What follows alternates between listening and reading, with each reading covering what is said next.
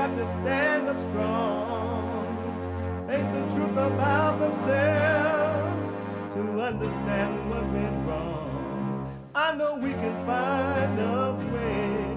I know we can find a way. I know we can find a way to stand up, stand up, stand up.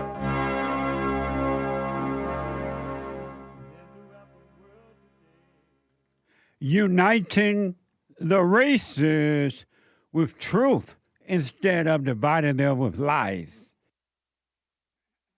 We're also rebuilding the family by rebuilding the man. I am JLP Peterson. Good morning. Hi, y'all.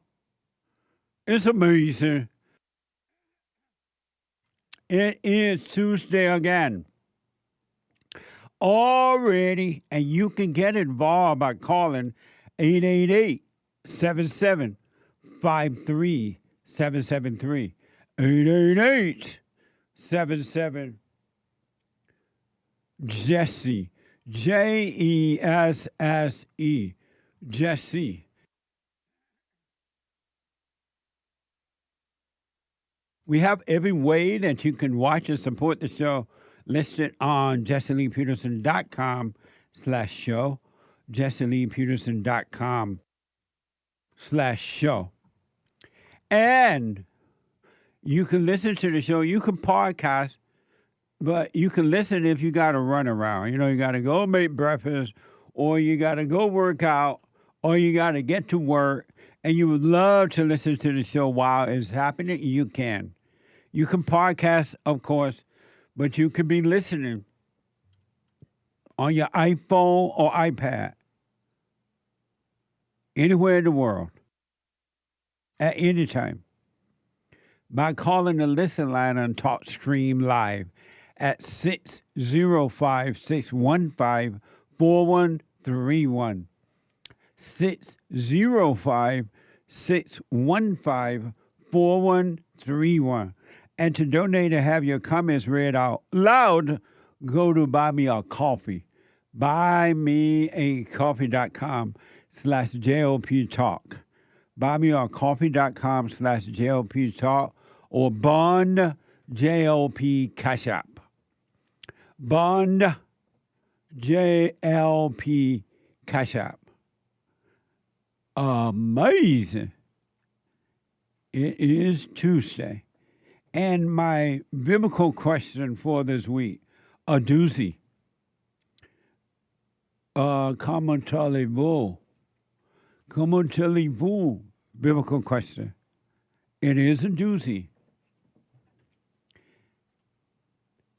How will you know when you are of truth? How will you know when you're of truth? Isn't that like an amazing question when you think about it?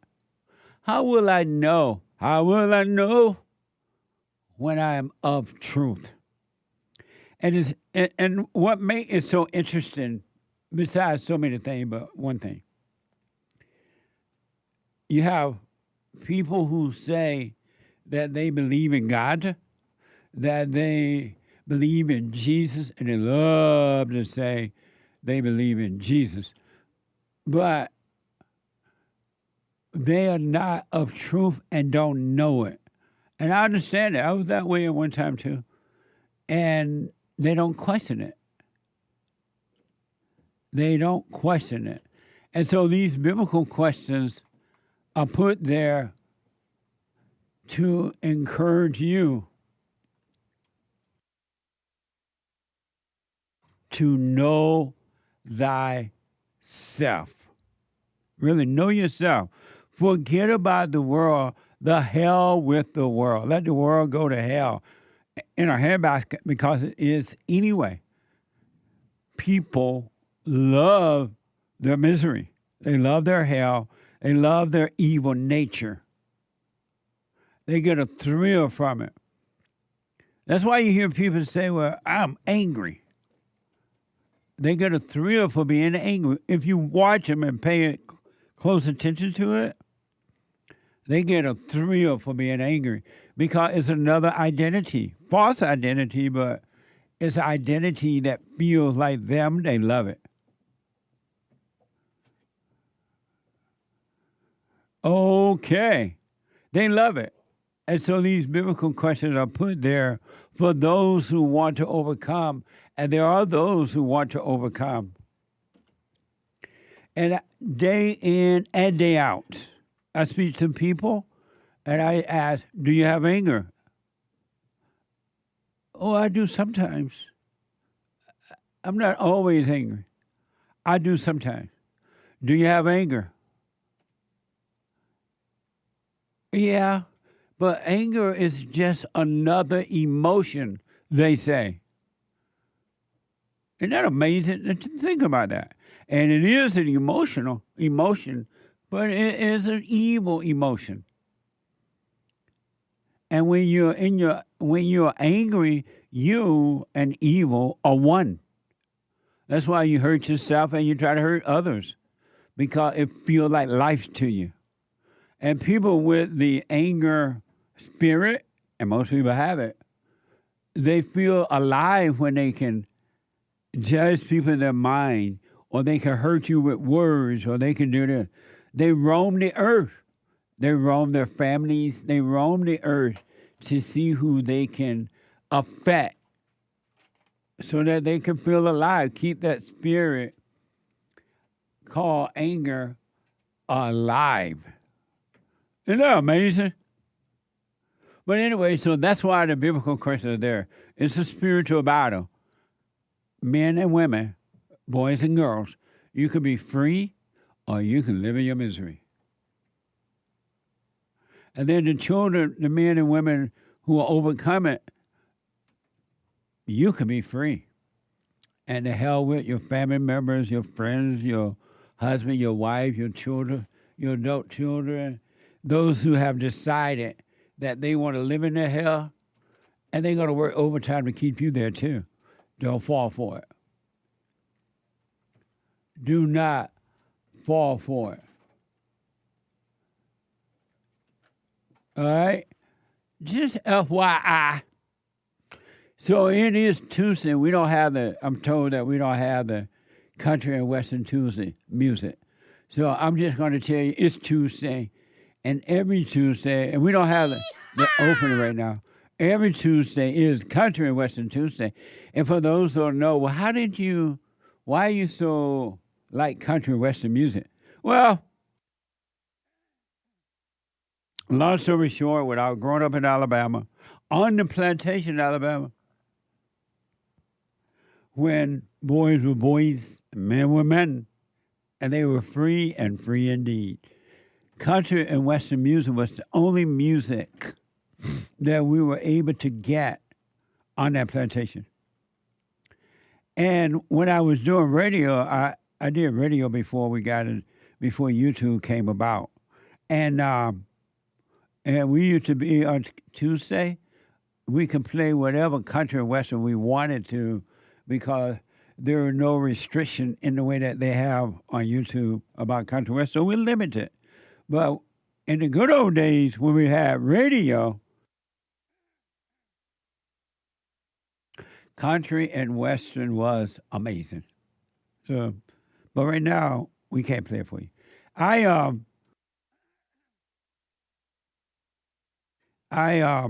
It's a spiritual battle, folks.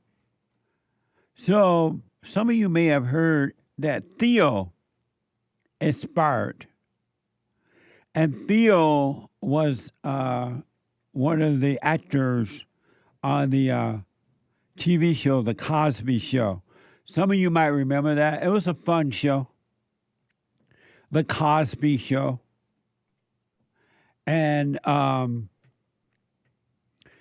according to this report from ABC, Malcolm-Jamal Warner, the actor perhaps best known for starring in a TV sitcom, The Cosby Show, as son Theo Hustable has Hustable.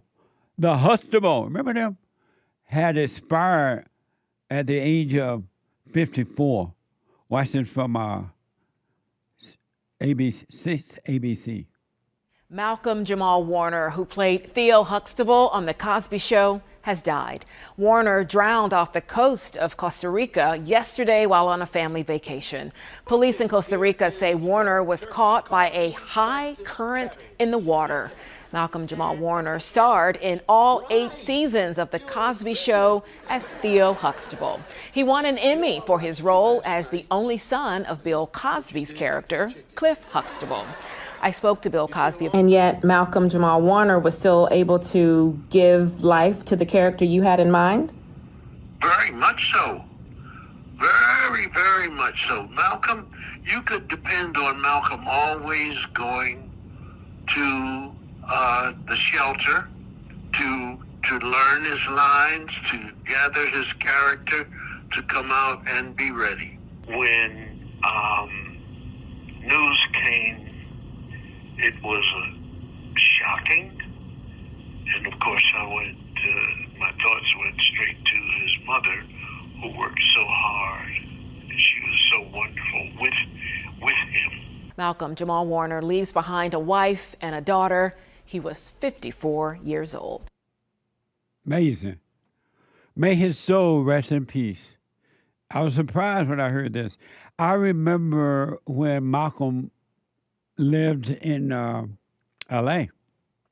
He and his mother lived in L.A. And they would do, his mother would bring him to these different stage performances. They would have talent shows at different locations around L.A.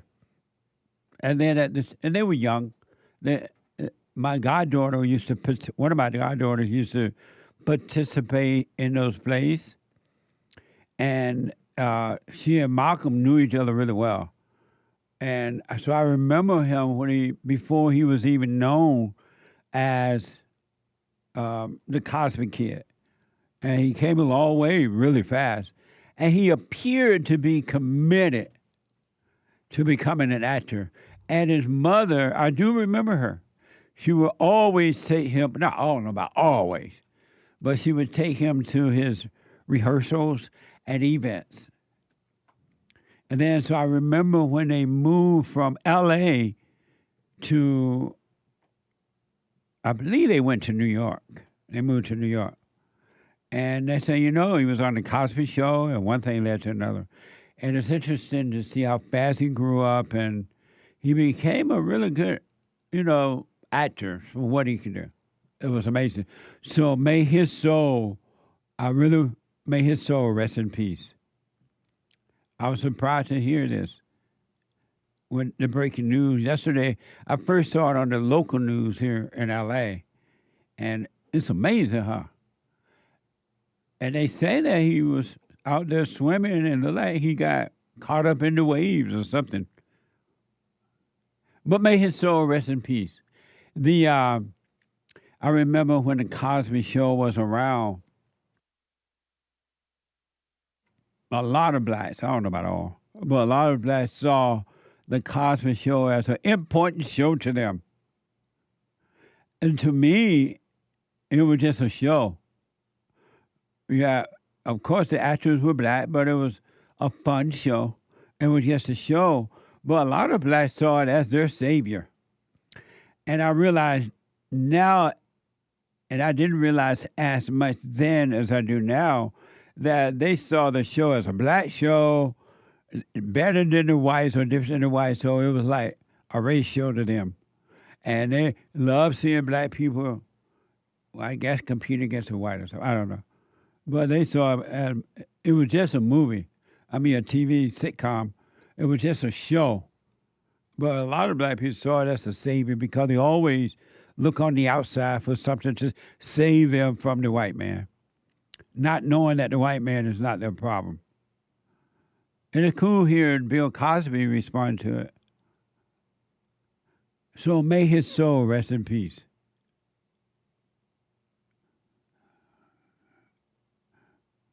And they thought, I guess those black people thought they were showing a wealthy black family, and a black family that seemed to be intelligent, and I guess they thought that was important to them. I wonder what happened when the Cosby show disappeared. I guess they just found another black show somewhere. What a mess! But may his soul rest in peace. And I think they said he had started a podcast, or we were part of a podcast, or something like that. What a mess, huh? Here today and gone tomorrow. So you better be trying to enjoy your right now and not think about tomorrow.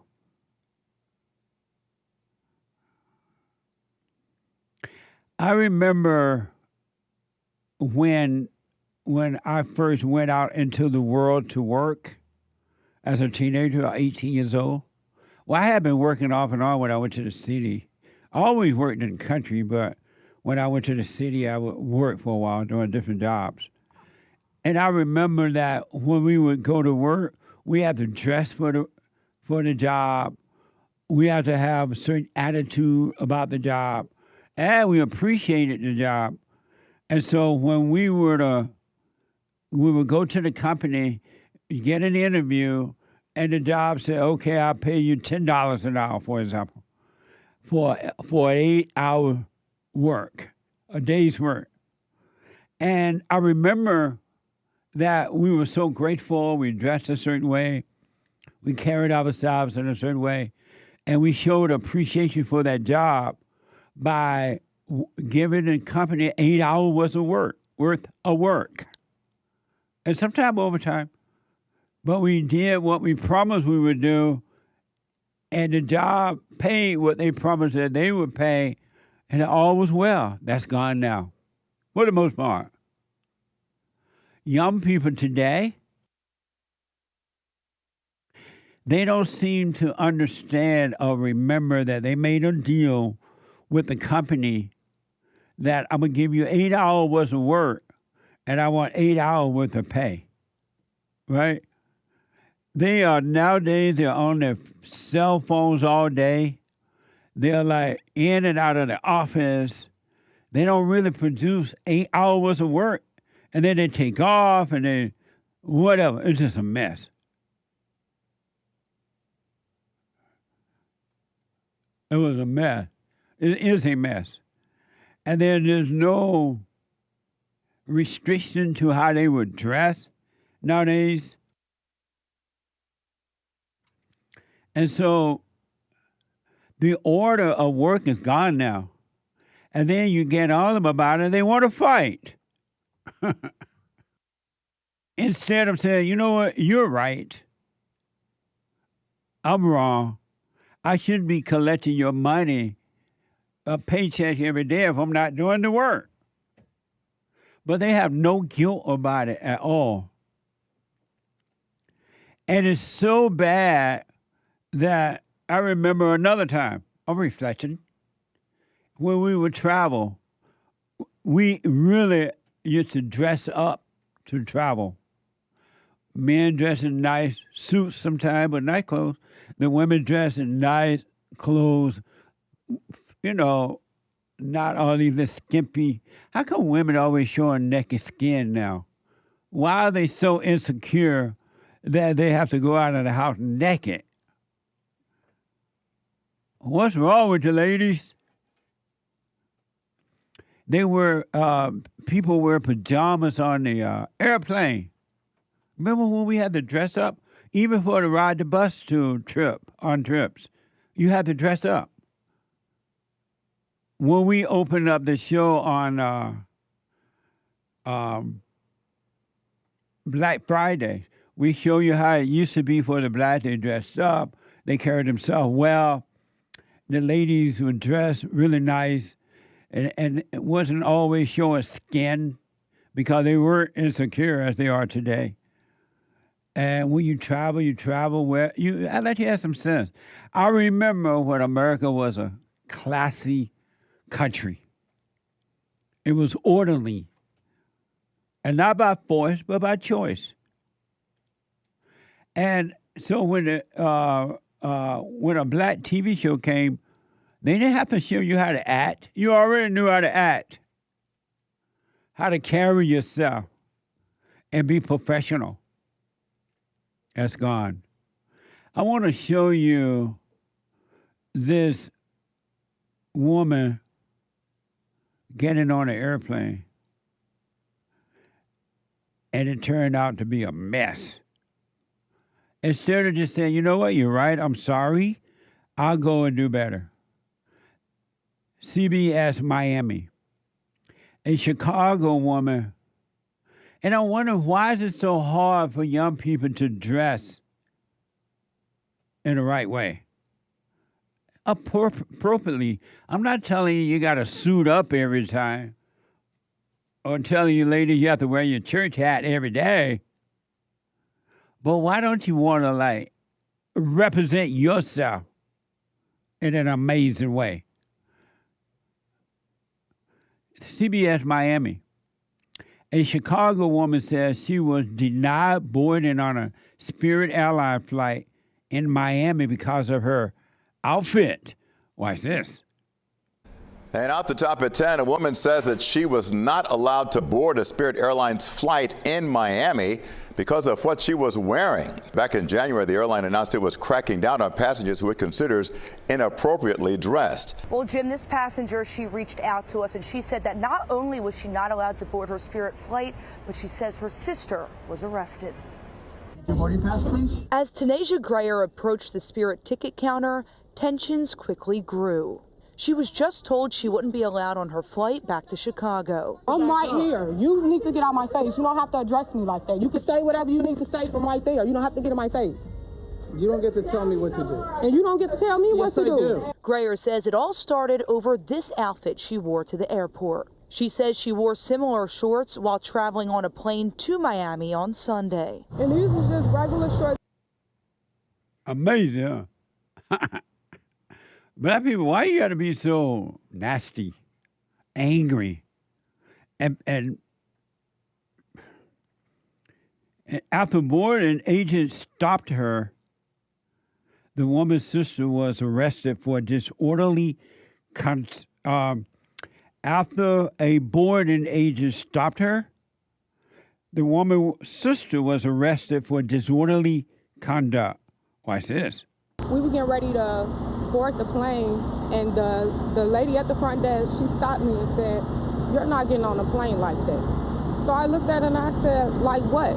She said, "With those shorts." I said, "Everybody here has on shorts." I'm confused. This is crazy. That voice in the background is Grayer's sister, Jessica Kordelewski. And then, to make matters worse, she says her sister is arrested for disorderly conduct. They treated me like a real criminal. Back in the 1950s and 60s, air travel was a more luxurious and glamorous experience. Passengers dressed in their finest attire. But today, most people in the airport sport more comfortable clothing. We showed other flyers Grayer's outfit and told them she wasn't allowed on her Spirit flight. Honestly, I don't think that's fair. I feel like every girl, no matter what they're wearing, should be able to express themselves.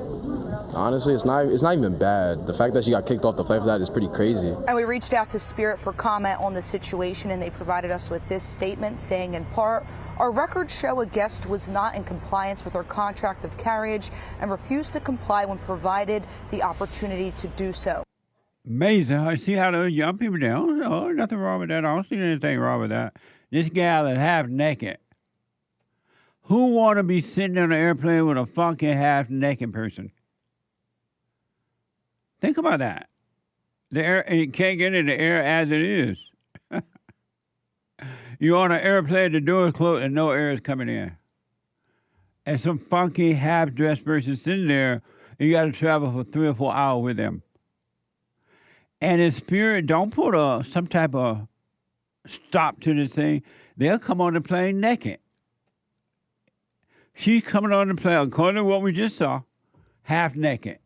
Unless she got a pair of panties and a bra. Why would you want to travel like? Look like something would say, you know what? I'm going on a flight here. I'm not just gonna go in my panties and bra.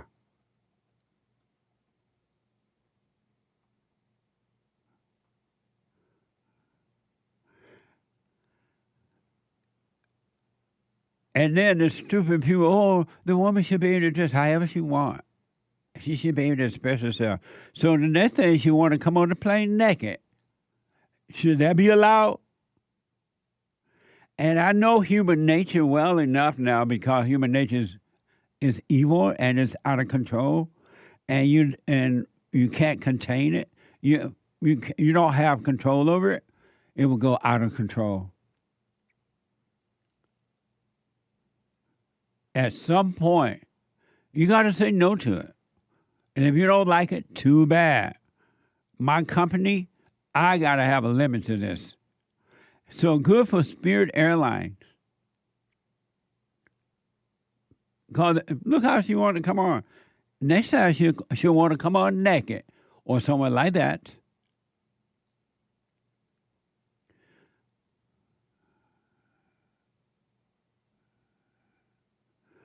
What a mess, huh? My country at one time was a classic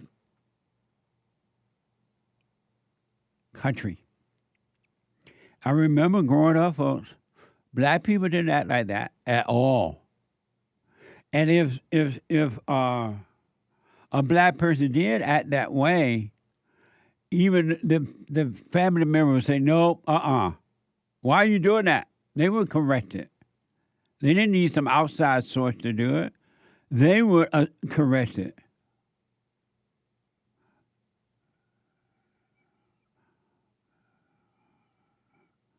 Isn't that amazing? My country is gone. And the reason for it is because everything that's wrong is being pushed as right. You're told it's okay to be angry. You're told that if a cop stop you, go off on him. You don't have to obey him. Yell at him. Call him racist. You're told that, the woman should just wear whatever she wants. And now, everywhere she goes, she's naked, no matter how fat or skinny or whatever. You're told that you can treat people however you want out there, especially if you're black. If you're black and a woman. You're told that if you commit a crime, you don't have to go to jail. No bail's bond. You don't need a police. So defund the police. I'm looking at this loser, Kara Bass, the so-called mayor of L.A. She want to send all the militaries back, National Guard, back home. And she doesn't want anyone in L.A. just going to stop crime at all, the police or anyone. And so that's why, besides trying to get votes for herself, she want to send all the military back home because she doesn't want law and order in California, in Los Angeles.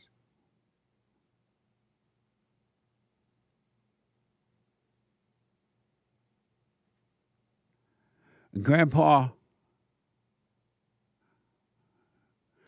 tell me about the good old days. Talk about white history. If ever we needed white history, we need it now. Happy White History Month. July is White History Month. 888-7753-773. Quick break. Back in a moment.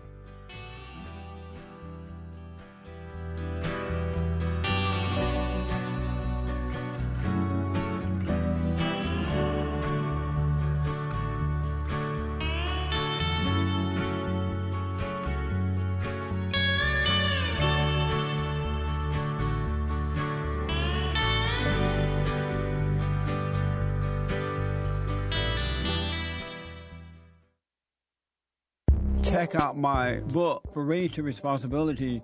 I show you how I was able to overcome anger. The spirit of anger was taken away from me. I had it.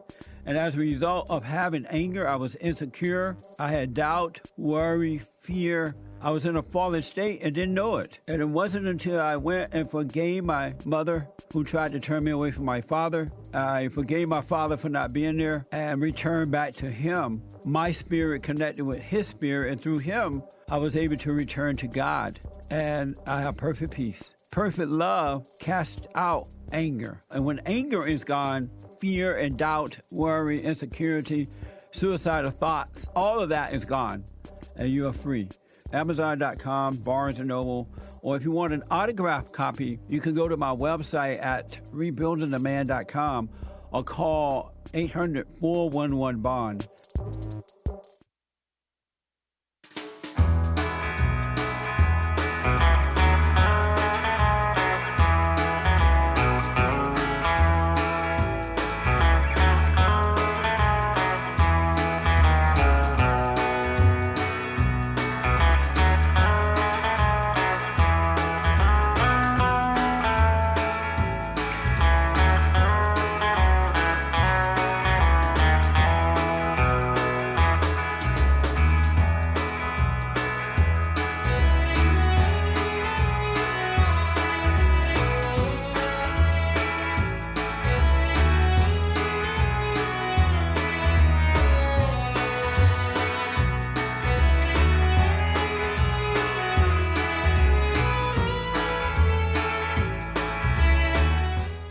Welcome back.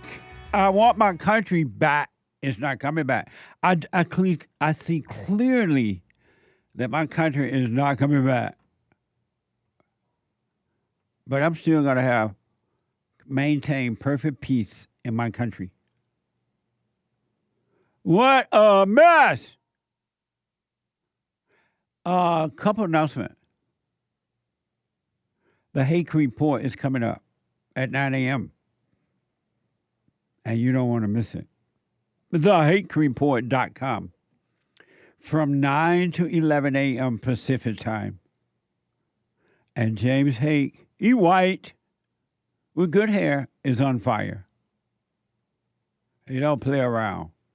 And after that, oh Lord, not George, but the American anchor baby.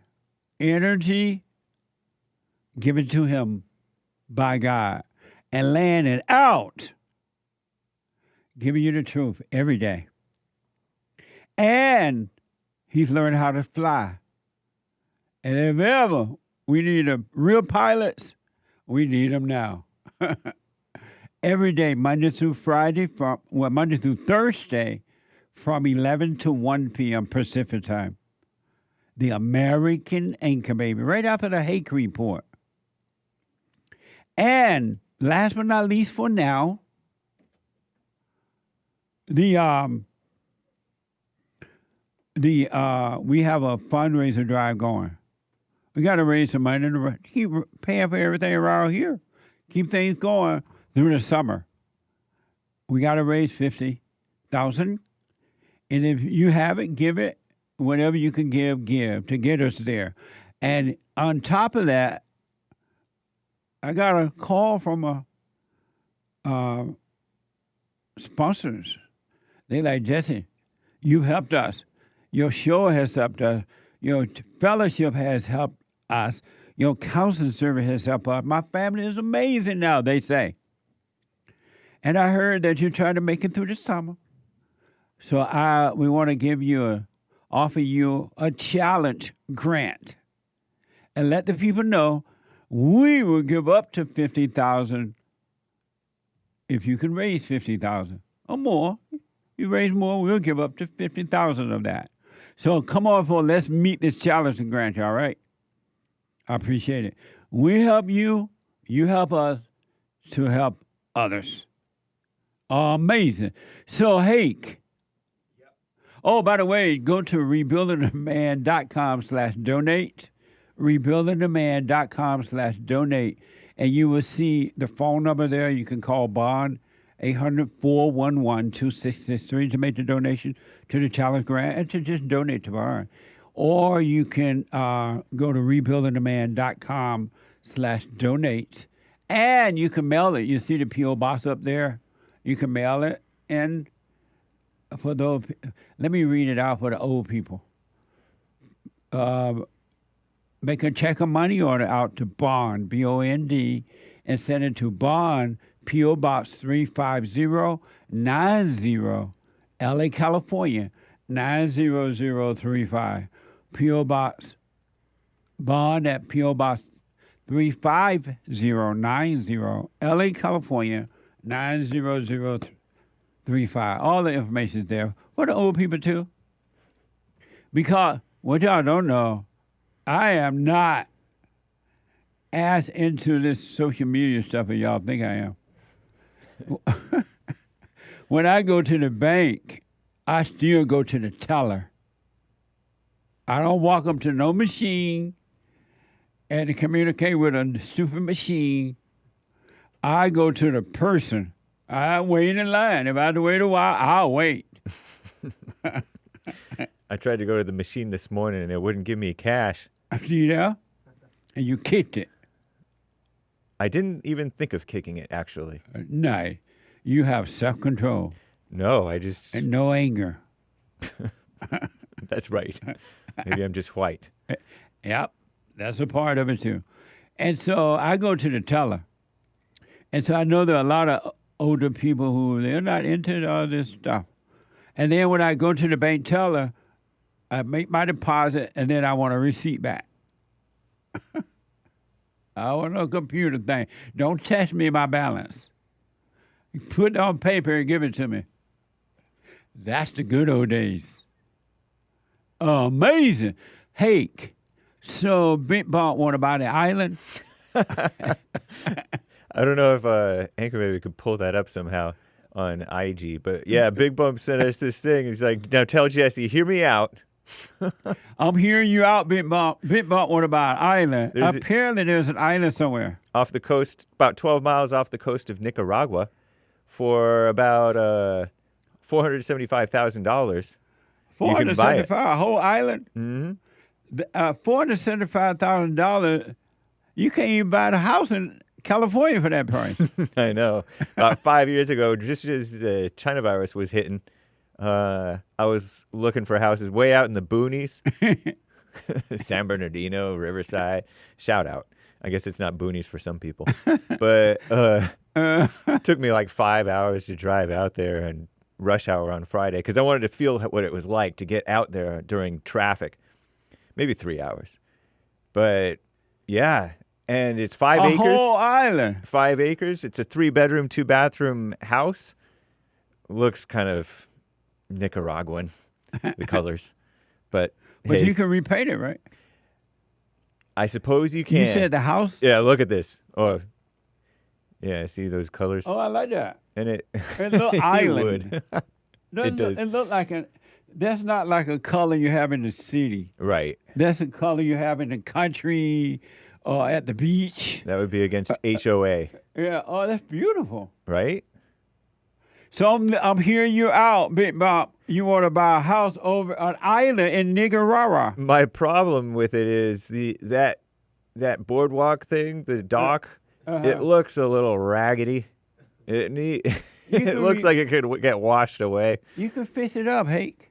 White people love to repair stuff. I'll get Sean to do it. Yeah.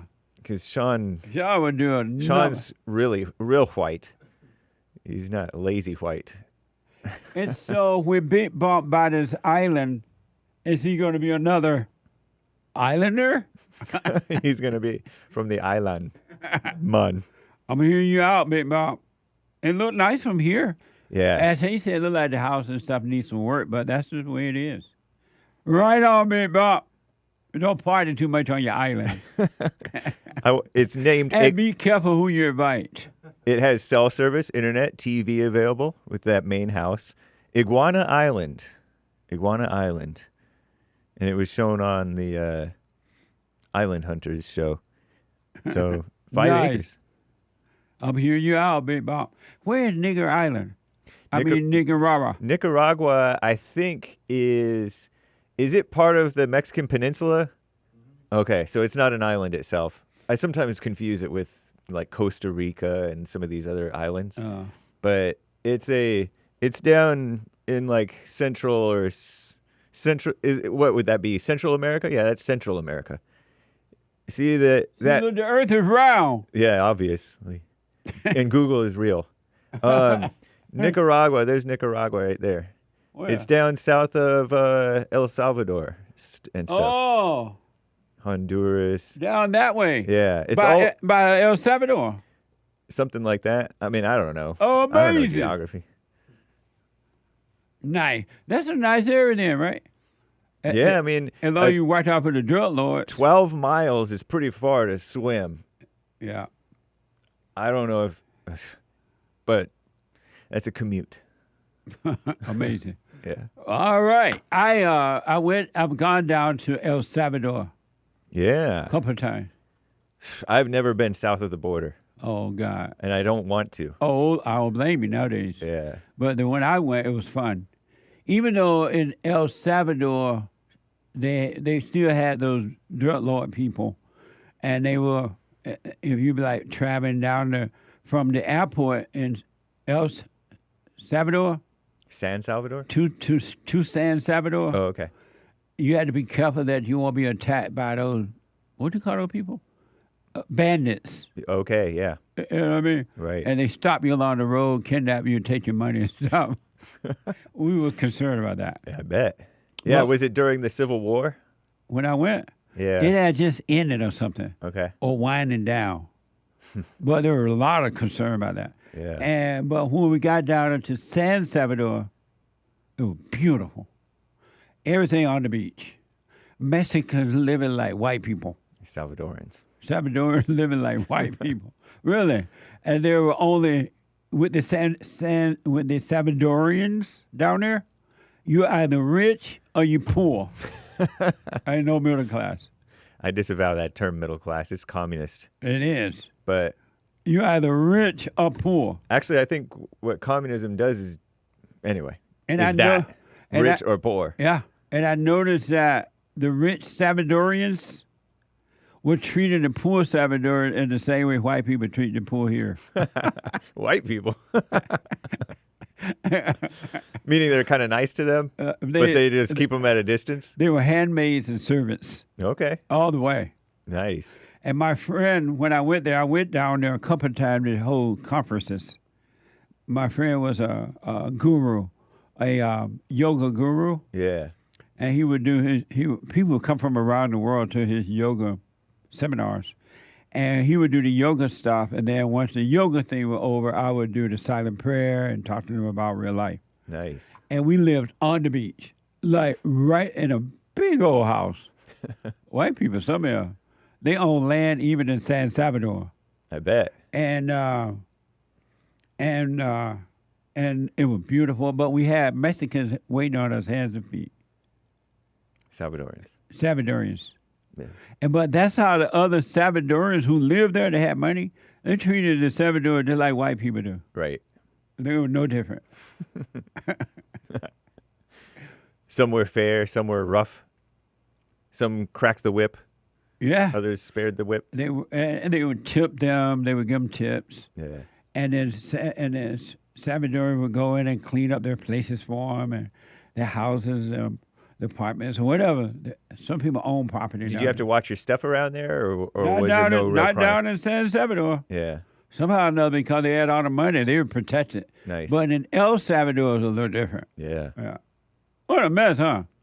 Totally. I remember once I went to Martha Vineyards a couple of times. Oh, really? Excuse me.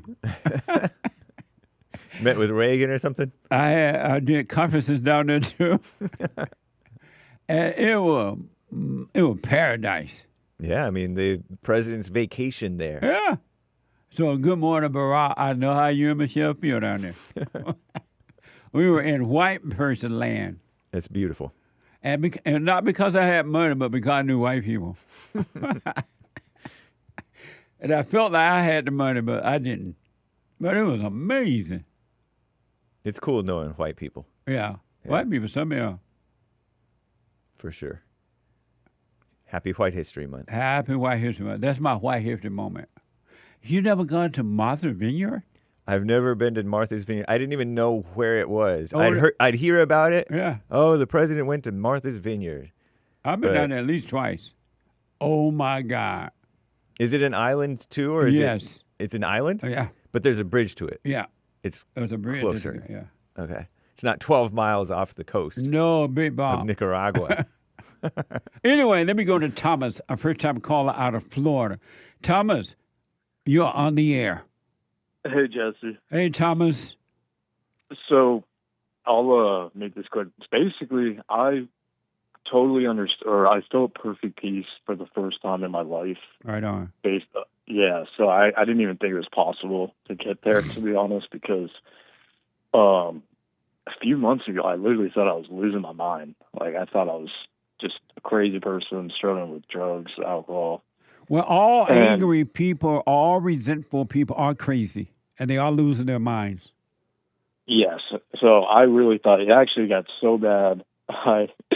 It got so bad. I went to the doctor and I was like, I'm losing it. And they were like, all right, we'll do a blood test. And it actually came back. They were like, wow, your blood is not looking good. You're like deficient in a bunch of things. So they like scheduled infusions and stuff. Because I've had some like illnesses, but other than that, I was watching your stuff and I was like, you know what? I need to try this. So I started doing the silent prayer and just trying to go through it and let it just, I don't know, just sit in it, just try not to run. And I actually went about 10 days without any drugs or alcohol for probably the first time in maybe 6-7 years. Right on. And I was like, literally, I felt like a completely different person. I was like, I could sleep finally. I had actual peace. I was like, this is what he's talking about. And then I got the infusions and just life was going great. And I could sleep. It was awesome. It was perfect. And I'm about to move out. I've been doing drugs and alcohol for like a while. I'm 23. I'm about to move out of the house. I just got a degree, but I've been just somehow like limping through life. And,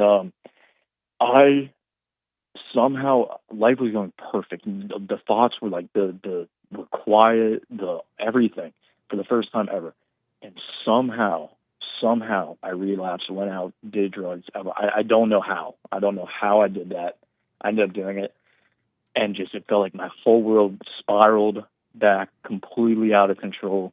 Even my family, who was kind of like, wow, like you've been a mess for years. And like they saw the difference. They're like, what happened to you?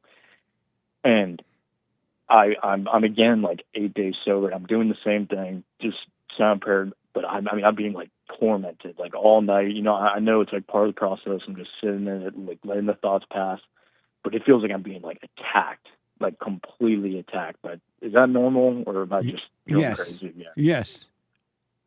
The only thing you did wrong when you quote unquote relapsed is that you went back into unconscious state. You went back into your thoughts. And when you went into unconsciousness, you lost control of the present. That's all that happened. And then you overreacted to it. So all you got to do, man, and I promise you this, not because I can do it, but I know the source that will do it for you, is that all you need to do is be aware that you went unconscious and practice being present again. And don't judge yourself at all. Don't ask, oh my God, I'm falling back. It's not working. It's not going to work.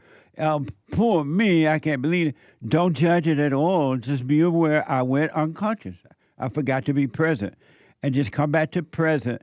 And those spirits, those identities that made a home of your mind and emotion, they're going to hate you for it because they do not want you to become present again. Eventually, they have to leave you, and they will, and you will have a clearer mind for the rest of your life. So you got to go through it. You got to die. You got to take the pain.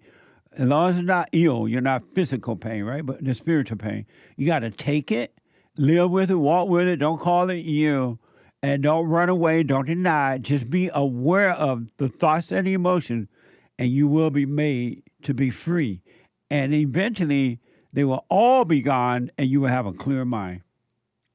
Yes, sir. And when I saw a video you talking about, that inner like stomach feeling. Oh, yeah. Where it's just Oh my, it is just crushing. It is just crushing. And I used to not, until I heard you talk about it, I literally was like, I didn't know what that was. I thought it was me, everything. But now that I know it's not me, it's still coming hard. Like last night, woke up middle of the night freaking out, but I was like, all right, just chill, like let it go. I'm not be. I've noticed it's still trying to get me. It's like, oh, just go back, just do more drugs, more drugs to get out of this. Like you'll get out of this if you can just do a couple more drugs. And it's like, I know they're all lies. It is literally all lies, but they are fighting overtime to get me. And I feel guilty because I got through it. I was breathing. I felt amazing. And who feels guilty? Exactly, not me. It's just. Why do you say I feel guilty? I got into a habit of saying that. I know what you mean. It's okay along, you're consciously communicating. We'll communicate. You say, well, I feel guilty, but just know there is no you to feel guilty. Anyone that feels guilty is an ego-driven, prideful person who think that they're God. There is no you to feel guilty about anything. That's just another false identity you're building up, and you're calling it you. And you don't want to do that because you want to overcome all identity. That's what it means to overcome the ego. The ego is just a bunch of built-up false identities inside of you, and you've been living and calling those things you. You want to die from that by being aware and let it go. So there is no you to feel guilty. Never feel. Don't call it you feeling guilty. Those spirits want you to think it's you, but it's not you. That makes sense. And you know those thoughts that come where they go, oh, like God saved you. You worked through it, and then you threw it all away, and now you're not ever coming back. You're not ever coming back. That's been me the last few nights, and I'm not overreacting to it. Or I keep saying but not trying to overreact to it. And the thoughts keep coming like, oh, by this day when you were 6 days sober last time, you already had the peace going, but now you don't. All that crap. You still have it, man. I want you to know that when you walk in the truth to come into your life, the truth came from above and made a home in you, and it's working for you 24 hours a day. And the truth knows that you're going to fall in and out of those thoughts for a while because you're so one with them, you've been identified with them. And plus the spirit of evil, it emerges with you and it doesn't want to let go. So it's going to fight and fight and fight not to leave you. And you mentioned like last night, you woke up in the middle of the night. You have all this drama, right? Thoughts and emotion. Mm-hmm. When that happened, just lay there, close your eyes, and feel the pain. Be aware of the thoughts. And they're going to scream and yell and tell you it's not working. You just be aware, do nothing about it, and then you'll fall back asleep. And don't make sleep important either. Okay.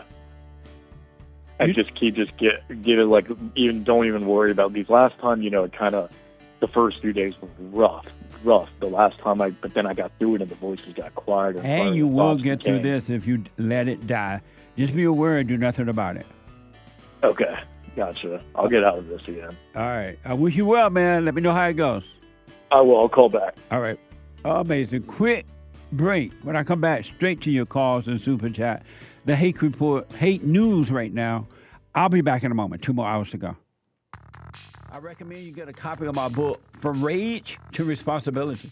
I write about how the spirit of anger was taken away from me 29 years ago. I forgave my mother who tried to turn me away from my father, and I returned to my father, and through him, my father on earth, and through him, I was able to return to God. No man or woman can return to God unless you go through the Son. And men are sons of God. There may be weak, pathetic examples of it, but it's the spiritual order of life. God in Christ, Christ in man, man over woman, and woman over children. So get From Rage to Responsibility. I write about that. Go to my website, rebuildingtheman.com for an autographed copy, or call 800-411-BOND. And donate to my nonprofit, Bond, the Brotherhood Organization of a New Destiny. We are rebuilding the family by rebuilding the man.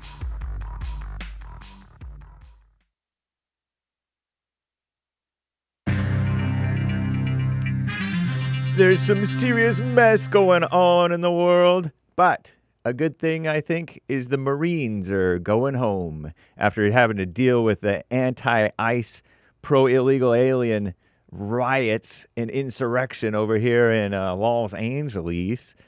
And the heat dome, there's a heat dome, they call it. Hot and humid over the central and eastern United States. And no House vote, I hear. Mike Johnson sounds like he's not going to allow a House of Representatives vote for the release of the Epstein files. Nice. This is the end of hour one of the Jesse Lee Peterson Show. It is Country and Western Tuesday. What's up, everybody? Yeehaw. July 22nd. Happy White History Month. AD 2025. And there is one line open. You can call in right now. Even during hake news, not fake news, all right? So do it. Do it. Commie Nonsense Network, CNN, reports the roughly 700 Marines, U.S. Marines, sent to Los Angeles last month in response to what they call anti-immigration protests. I think they mean, which is inaccurate, right? They mean anti-immigration enforcement protests are being sent home, the Pentagon said. And they call it protests rather than riots, what it really is. Last week, 2,000 California National Guard members whom Trump deployed there against the wishes of the state's so-called governor and LA's so-called mayor, were pulled from their federal protection mission. An additional 2,000 remain. Nice. The total cost of mobilization, $134 million. These illegals are expensive. Get them out of here. These troublemakers, communists, they're expensive, very destructive. And that heat dome, the heat is on. Millions about to feel it. If they haven't started already, a new, what they call a heat dome, will be sealing in hot, humid air in the central and eastern United States this week, sending temperatures soaring. Sizzling conditions will start to build from the Gulf Coast to the plains today before expanding into the Midwest. Wednesday and Thursday could be the new hottest days of the year for Chicago and St. Louis and Memphis, Tennessee. So watch out, people. The heat will ramp up considerably on Thursday in parts of Ohio Valley, Detroit, Cleveland, Cincinnati. Could come within a degree of or match their hottest day of the year so far. The most intense heat for the East Coast expected to arrive by Friday, and with the high temperatures in the middle to upper 90s. That's not that bad, but if it's humid, it is pretty bad. And heat index of 100 degrees or more possible for Boston, New York City, Philadelphia, the city of brotherly love, and Washington, D.C., the swamp itself. Going to be swampy in the swamp, hot. And despite pressure from some GOP members of Congress, House Speaker Mike Johnson, the Christian guy, he does not plan to allow a House vote calling for the release of additional files in the Jeffrey Epstein case before the August recess. Last week, I didn't know they had recess in August. Nice. Last week, however, Mike Johnson became the highest-ranking so-called Republican to say that he, too, wanted to see more details from the DOJ's investigation of the late, what they call disgraced, financier and accused sex trafficker, Jeffrey Epstein. Rest in peace. Earlier this month, the DOJ issued a memo that said Epstein had not been murdered in prison, that he had indeed committed suicide, nor did he leave a client list. All right? They do have files, but not some list, they claim, which I believe. I trust them. The memo contradicted some of the conspiracy theories that previously promoted, supposedly by Trump. I don't know if that's true. And his top lieutenants, those big talkers. Now a bipartisan, which usually means evil, almost always, group of House members is seeking to circumvent Mike Johnson and force a floor vote. Even if that group succeeds, the measure will not be considered by the full House until after Labor Day at the earliest. And Labor Day, if you don't know, I think that's like early September. Back to school time. I'm James Hake. Now back to the JLP show. Hour 2.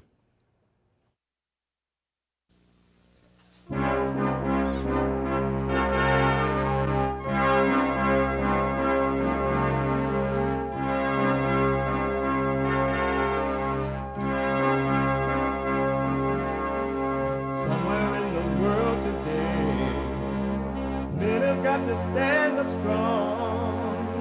Ain't the truth about themselves to understand what went wrong. I know we can find a way. I know we can find a way. I know we can find a way to stand up, stand up, stand up.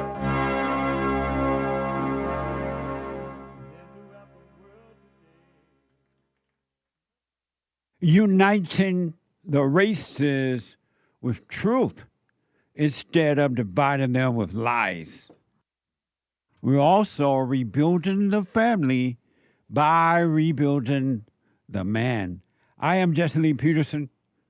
Good morning again. It's the second hour of the show, already Country and Western Tuesday. You can get involved by calling 888-7753-773. 888-77-JESSE. And my biblical question, how will you know when you're of truth? How will I know? How will you know when you are of truth?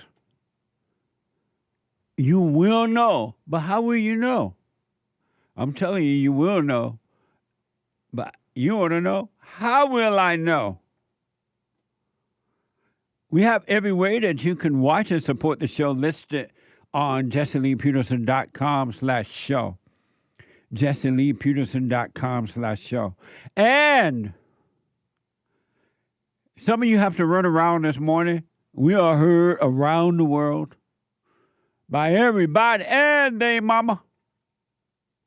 If you're black, and everybody and their mama if you're white.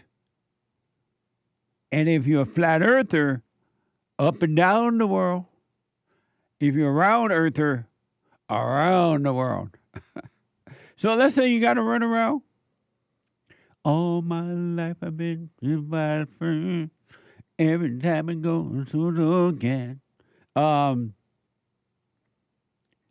if you got to run around doing whatever you're doing, you can listen to the show on your iPhone or iPad. You can podcast, but you can be listening on your iPhone or iPad by calling the listen line on TalkStream Live at 605, on your iPhone or iPad, 605-615-4131.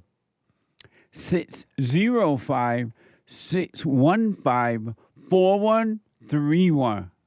And to donate and have your comments read out loud, go to buymeacoffee.com. Buymeacoffee.com/JLP Talk. Buymeacoffee.com/JLP Talk or Bond JLP Cash App. Bond JLP Cash App is Tuesday, and every Tuesday is Country and Western Tuesday. Bring back, oh, bring back my country to me. Bring back my country to me. What the? Who let the dogs out? Amazing.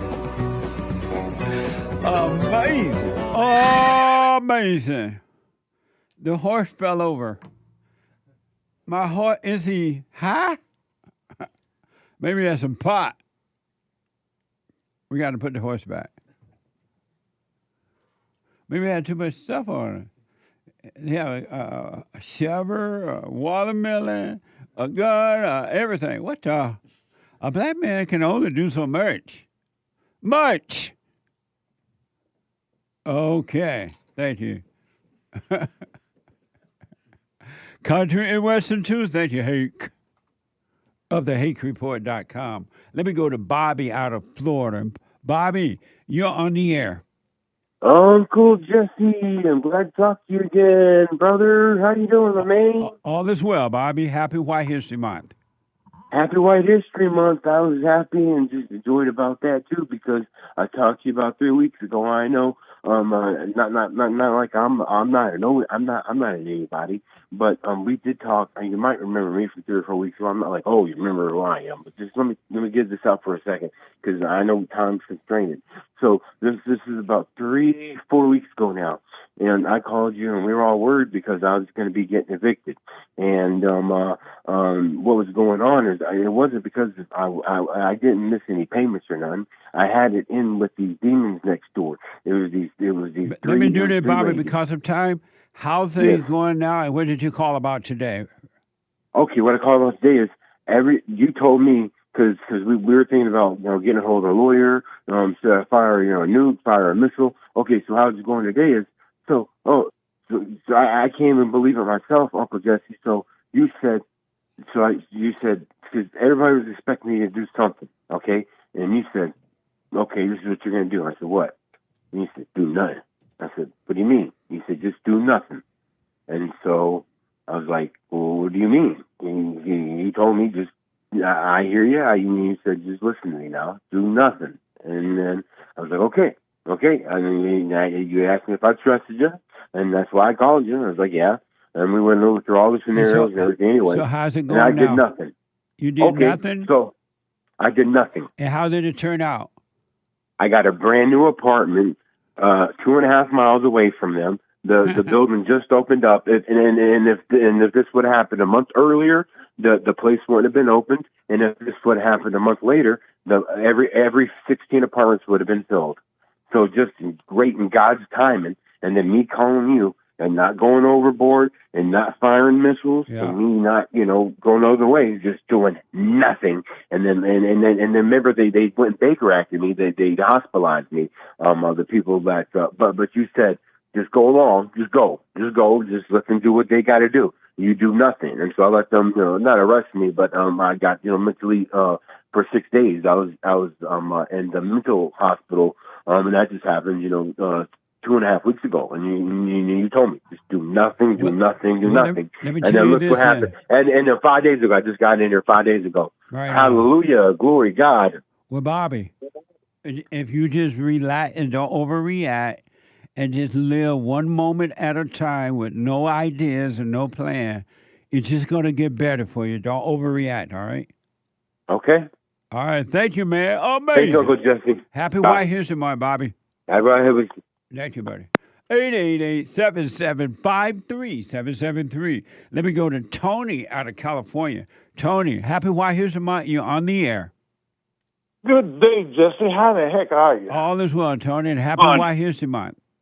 Yeah, it's a beautiful Tuesday. Taco Tuesday today. Taco Tuesday. Thank you, Mexicans. No, it's Tony. It's White History Month, not Mexican month. I was calling to see if we can get our country back. Because the thing is, yes. It's White History Month, not Mexican month. In your mind, it's White History Month. Nobody else celebrating that mess. That's not true. It's been celebrated around the world, buddy. Yeah, okay, if you say so. Hey, but the thing is, what's going on in Times Square and all over the country? I see, as I travel through this beautiful country, I seen all kinds of billboards on the highway and Times Square. They got Donald Trump. What's up with that? They got what now? They got signs of Donald Trump and Earnstein together, and all these young girls like 12 and 14 and 9 years old pictures. They just showing all kinds of pictures of Donald Trump and Earnstein across the country. And your question is what? What's going on, man? Why Donald Trump? He said he's gonna release the file, but he refused to release that file. Why? Why is what that? File? I want my country back. What file, Tony? The Earnstein file. What about him? When he gonna release it? You want the Earnstein file, Tony? When he gonna release Tony, it? Because this Tony, thing, yes. Did you say you want the Earnstein file? I want the files that he said he was going to release. And why do you want them? He hasn't released them. Why do you want Because them? I want to see how much money he donated to Earnstein's cause. And why do you want to see that? Because I want to make sure that he be prosecuted for his sins. And why? Me, why? It's the law. That's why. Why you want to make sure he's prosecuted for his sins? Why you want? Because it's why do you, it's the Tony, law. from California? It's the law. Tony, why do you, Tony, from California, want to make sure of that? LAW. Why? Why you are so concerned about that law? Jesse, don't you want the law to be? You're not answering my question. I'm asking you a question. You said No, why? no, I told I- you the law. why- It's the law. Tony, why is that so concerning for you? Jesse, it's concerning for everybody in America right now. No, it's not. Most Yes, it people is. care too. As Trump Yeah, said, you nobody don't give care a because you're embarrassed behind it. That's Tony. why. That's your great white horse. Tony, It's I'm a gonna ask predator. you one more time. I'll let you go. I'm Why trying are to you funny, communicate Jesse? with you. Okay, I'm communicating with you. Most people do not care about that, so that's a lie. My How you know question that, is, Jesse? how do you will know? it benefit you if whatever they did over there? How would that help you? Because to be another sex predator off the street. So, and how would that help you? We don't need a sex predator Tony, representing the and United how States. would that help you? Because everybody's laughing at us because we got a sex predator for a president. Tony, who's laughing at you? The country, the world, the world, other countries. What country laughing at you, Tony? Ukraine, Israel, Africa, Mexico, How do Canada. you know? How do you know they laughing? Tony, Jamaica. Tony. What? How Yes. do you know they laughing at you? They're not laughing at me. They're laughing at our country, bro. How do you know that? Because they're talking about it. It's How do you all know? in the news, Jesse. How do you it's know? in the news. How do you know? It's in the news. But let me. Okay. Come on, Jesse. Thank you, How Tony. you going to So defend let me that? ask Where you going? this. Don't leave. So Let's let me talk ask about it. Tony. Yeah. Calm down. Won't you calm down, man? I'm trying to communicate Won't with you you. calm down, Jesse? Bye, and talk Tony. to me and stop Bye. repeating the same thing. Come on, talk. Bye, Talk, Tony. Jesse. Bye, Tony. Stay, Jesse. Please stay. I feel like I'm talking to Maze. Super chat. Super chat. And I love Maze. I love Tony too, but Maze, you ain't like Tony. You just speed up. But Tony don't have any sense. He doesn't even know how to communicate. Oh, amazing. Fazul says, ask. How, as always, Father bless Jesse and crew. Thank you. That's amazing. I appreciate it. Sion says, hi, Jesse. Good morning. Hey, Sion, how you feeling? Did she have her surgery yet? I don't know. Did you have your surgery, Sion? Let me know. Am I my sister's keeper? Yeah. Oh. Thank you, Sion. You Sion's keeper for sure. Indeed.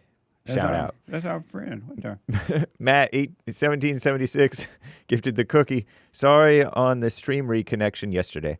Trying to get an update. This is on Pilled. Right, and apparently I have a case of the Mondays yesterday. Right on. No more changes for today. Appreciative of everyone's patience while we constantly improve the system on Pilled.net. So he on Pill? Yeah. Right on. I think so. Is it working right now? Seems to be. Thank you very much. Pill.net. Check it out. Jesse Lee Peterson on there. Yeah. Quentin says, just a reminder, Abraham had a surrogate mother with Hagar after Sarah could not have a baby. Amazing. And that was a mess. It was. How did that turn out? Amazing. Thank you. And so I think they're bringing it up because yesterday we talked about surrogate mothers, and there's this incident down in Arcadia, California. And my thing is, I thought it was against the law to sell children or something like that. And so on one hand, they said it's against the law to sell children, but on the other hand, they said you can get pregnant for other people and sell those children to people. I'm confused. Either it's wrong or it's not. Amazing. Thank you, though. I appreciate it. Arcadia, your hometown?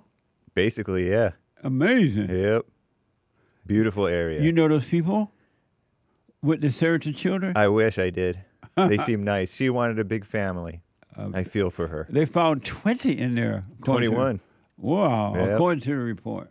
Yeah. Thank you. 23B Rad. Jesse and crew, your ability to spread truth is so precious and rare. I've watched for about 4 years now. I love you guys. Heart emoji, Brad. Stay with it. Stay with it. And stay with it, Brad, because the reason you recognize it is because the truth is in you as well. And everybody knows the truth.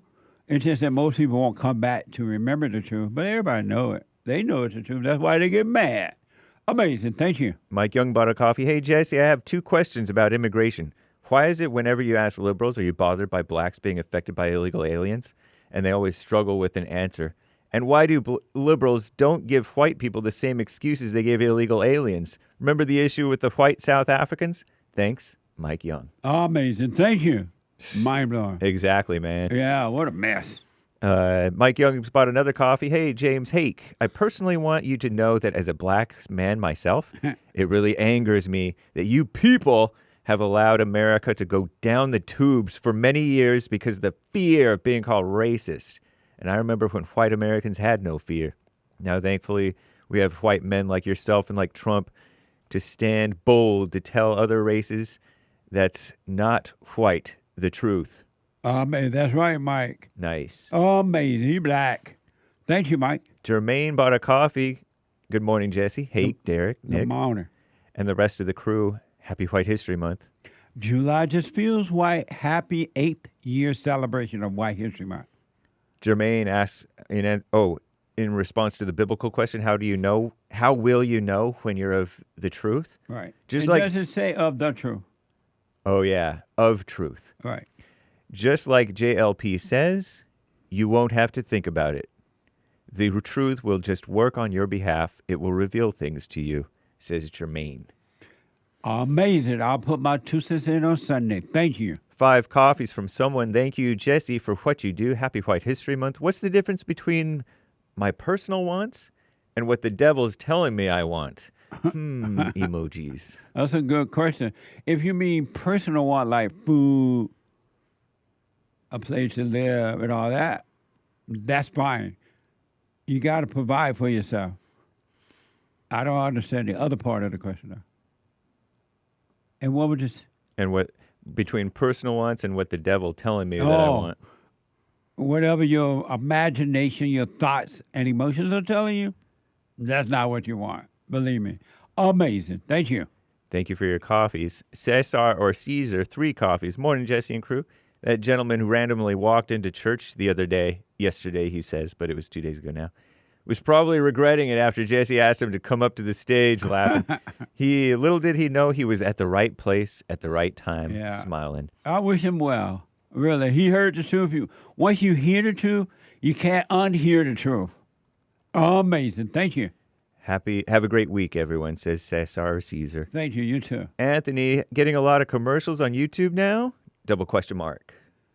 Really? Nice. Thank you. Thank you, Anthony. Amazing. Well, thank you. It's supportive. Right on. Orlando, amazing fellowship, gentlemen. Thank you all. Thank you. Kevin, use the pledge drive. We can do this. Use it for the pledge drive. We can do this. Very generous from Kevin. Thank you, sir, on Cash App. Thank you, Kevin. We got a pledge drive going on, a fundraiser drive, trying to get up to $50,000. Help us through the summer, pay the bills, and keep lights on until y'all get back. So go to rebuildingtheman.com/donate. I appreciate it. Eric, 10 coffees, very generous. Nothing about a woman is nurturing. Women encourage the growth and development of hell in their children. Women confuse lying to children as nurture. Food isn't nurture. You feed your child so it doesn't die and you don't go to prison. Nurture is the guidance of a strong father, he says. Until they start to overcome it. There are ladies around the world who are starting to realize they too have to forgive their mothers and their fathers and return to the Father. Amazing. I got to stop there. We'll read more later, guys. Thank you. y'all. Amazing. Let me go quickly to first-time caller Billy out of Mississippi.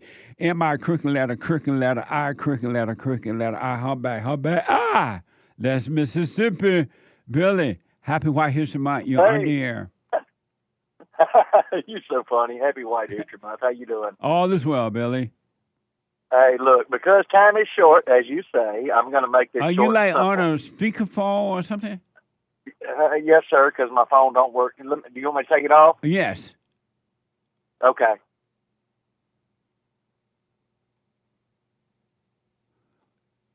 Hold on, Billy. Don't hang up. Oh, it doesn't work, so he can't even. Is that better? No, it is, yes. Okay. because time is short. Look, I'm 52 years old. My wife is 33. Now, yesterday was my 15th year anniversary, and we have been together 15 years. And look, she had a bad childhood, naturally, and I mean, I say naturally. She just did. Mama, Daddy, I took it on, and I've been hanging on to that for 15 years, and it's been 7 days, and she's gone, and she's gone? I don't know where she's at. Oh. She's gone. I don't know where she's at. Do you have children with her? No, thank God. Okay, so she just left, and what else? I don't know. I don't know. I where she works at. I called up there, and they don't know either. She just left, man. Dude, I mean, I'm. So did look, she, I know we both had problems.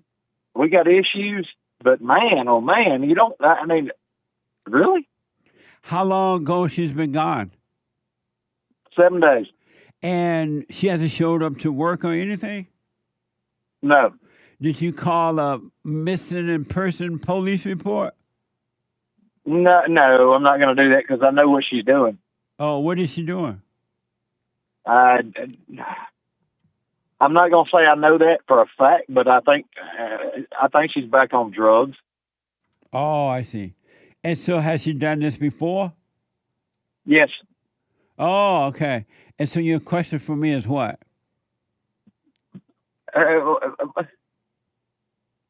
Man, look, I grew up Baptist. I grew up believing in God and all this, and then all this is happening, and then it's just like, what's going on here? I'm sorry? Well, I mean, what's happening here? What? How do you feel that she's gone? How do you feel about it? It hurts. And it hurt in what way? It hurts my heart because I care about her. At least I think I do. But I've been listening to you, and I'm like, do I really care about her? Why would you hurt because someone has gone, because someone left you? Why would that bother you at all? What's wrong with you that you hurt? You're hurt because another person decided they wanted to leave. Because I'm trying to help them. But what give you the right to try to help somebody when you can't even help yourself? You haven't hurt.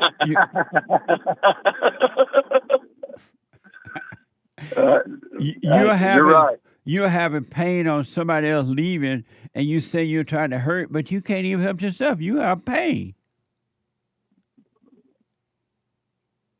Yeah. So why do you think you can help somebody? Why are you trying to help someone? You don't have the authority or the power to help anyone. You can't even help yourself, Billy. I love people. I want to love people. I want to care about people. Why? Because that's what God. I mean, why not? Why? Tell me why. Why not? No. Why do you want all that? Because that's where I was raised, man. But look how it turned it out. Well, that's the right way that you should have been raised? Apparently they ain't turning out too good. And so it must not be the right way then. They taught you wrong. Man, you know what? You know what I did? I did what you said. I forgave my mom. I forgave my daddy. He died when I was 15. I'm 52. And I forgave him. I said, I know you did, Daddy, but I forgive you. Right on. I forgive you for dying. My stepfather's the greatest person that God ever put in my life. He's been so good to my mama. But, to be honest with you, I'm 15. My brothers are 13 and 10. I'm the oldest of 3 children, and all 3 of us have been married and divorced at least twice. What a mess! And what made yeah, you? What'd your mother say when you went and forgave her? And she actually was okay with it. It was so cool. Right on. Most mothers would not do that. Good. It worked out really good. So Billy, why do you want to help people? Why do you want to love people? Why do you want that? Because God put us here to do that. No, he didn't. He didn't? No. Why not? Why do you want it so bad? You're not able to help anyone. Why? And how you don't even know how to help people because you can't even help yourself yet. Why not work on you first? You just said it, man. I got to work on me. That's it. Period. Have you noticed you can't even help yourself? Yeah. So what made you want, and why do you think you can help someone else? Look at your situation now with this woman. According to what you've said, you're trying to help this woman, and all she's doing is destroying you. She's not even trying to help herself. You're right. You're right. I'm sorry, but you're right. That's it. You don't have, and I or no one have the ability to help anybody. We can't even help ourselves. We need the help of God in order to overcome ourselves. How do we think that we can help someone? And just think about this. God is God, and God can do whatever he wants. He's not bothering those people that don't want help. He leaves them in their misery. He leaves them in their hell. Yeah. Are you better than God? No. So why don't you stop playing God? Okay. I'm gonna stop doing it, man.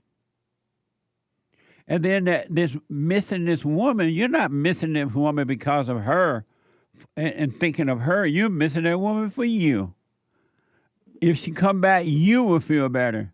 You're not interested about her because if you had real love, you would let this woman go to hell and just wish her well in her own hell, be done with her. It's all about you. It's not about her at all.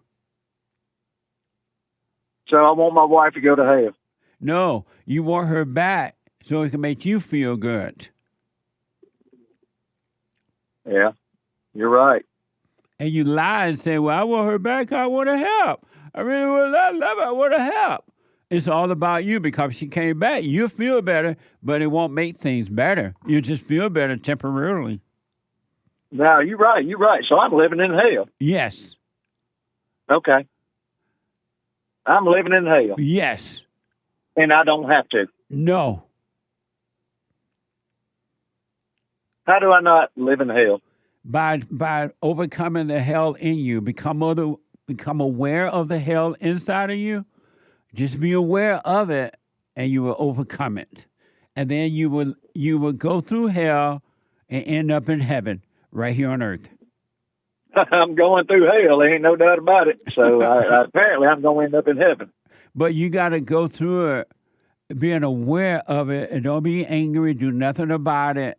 And there you go. There you go. You said it. Don't be angry. Right. Hey, I've had so much anger in my heart, Brother Jesse, that it's almost to a point where I have so much hate because I'm so angry. Yeah. And that makes me a murderer. That makes me a murderer. You're just like your mother. Yeah, thank God I forgave her. Yeah, absolutely. But wherever this woman gone, you wish her well and you be done with her. Man, I don't want to be done with her. I say I love her, but apparently I don't. You don't love her. You only have that emotional love that benefits your ego. It does nothing for her. You don't love her at all because if you loved her, you would not try to help her. Really? Yeah, really. That's awesome. Look, thank you. Hold on, Bill. I do have one other question for you. Hold on. 888-77-JESSE. A quick break. Back in a moment.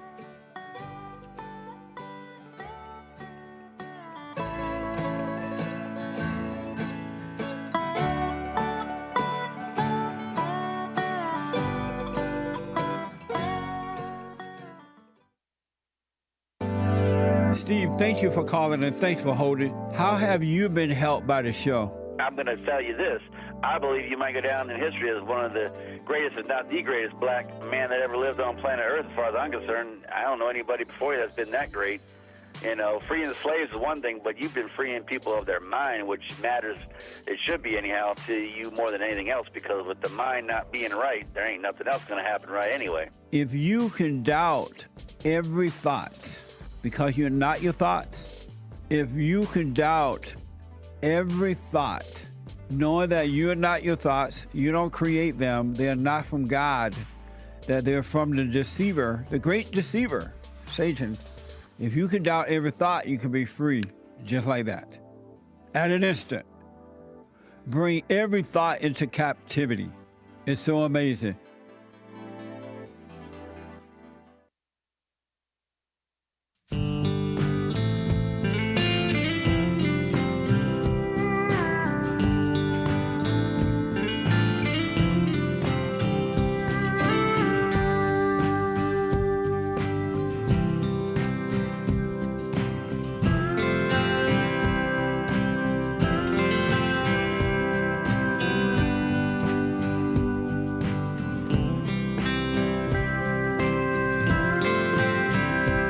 All right, folks, welcome back. 888-7753-773. A spiritual battle. It has nothing to do with color. We have been taught wrong. And you're never going to live up to what you have been taught because it's wrong teaching.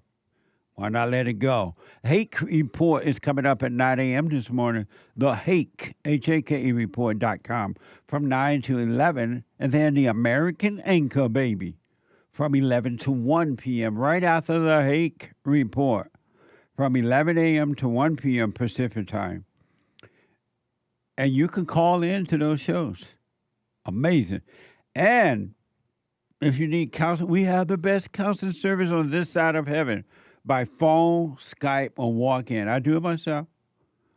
And so go to Rebuilding the Man, Family and Individual Counseling. Go to rebuildingtheman.com, rebuildingtheman.com, or call 800-411-BOND, 800-411-2663 to make a a counseling appointment. And be patient. We gotta believe I'm booked to the max. But sometimes people cancel or reschedule. We get you in, and we try to get you in as soon as possible. All right? So be patient. I want to go quickly back to Billy. Billy, according to Billy, his wife left. She gone again. And Billy, you said, are you there, Billy? Yes, sir. You said in your opening something like you were a Christian or you believe in God or something like that? Well, I mean, I was born a Christian. You know, I say born a Christian. I was raised in the Baptist church. My daddy died when I was 15 years old, and you know, after that, things fell apart. They really did, for the most part, because I went to a private school. You know, Daddy tried to. Man, we went to a school where we was trying to be taught right. I say right, and but next thing I know, I'm going to a junior college, and I ain't ever been around black people. And next thing I know, my world went to hell. And I say went to hell. It didn't go to hell. It was absolutely fantastic. I loved it. I mean, really, I really did, because I got to meet new people. But you know, I was kind of. What would you call it? Kind of ready. What's the word? I mean, we were not. He just tried to keep us safe from the world, I guess you would say. And when you met, you know, this was 1988. When you met black people, what happened? Do what? I loved them. And why? Because they're people. Why did you love them? Because I love black people. I love white people. I like everybody. Oh, okay. That's the way I was born and raised. I was born and raised. But let me ask you this, though. You were a Baptist Christian, right? Well, I thought I was. And did you think that you believe in God? Say it again. Did you believe in God? Yes. And why do you think you believed in God? Because, I mean, how can you not? I mean, when you open your eyes and you look at this world, how can you not believe there's a God? And I didn't ask, so you believe there is a God, but you didn't believe in God, right? Yes. And so do you believe in God now? Yes. And how do you know you believe in him now? Because I have to. Why? I mean, you know what? I don't have to. I choose to. And why? Because I know God is real. And how, so what good has it done you to believe in God? Well, I mean, you know, that's a good question. It hadn't done me any good, but at the same time, it's done me a whole lot of good because I know without a shadow of a doubt my daddy is in heaven. What good has it done you all of your life to believe in God?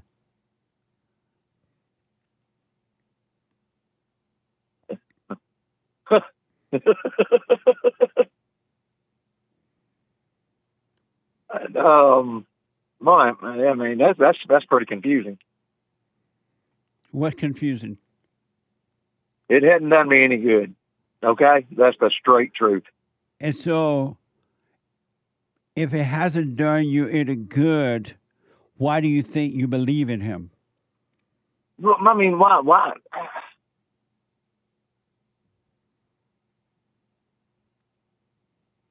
How can you not? How can you not what? Believe in God. But you don't believe in him. You said it has done you no good.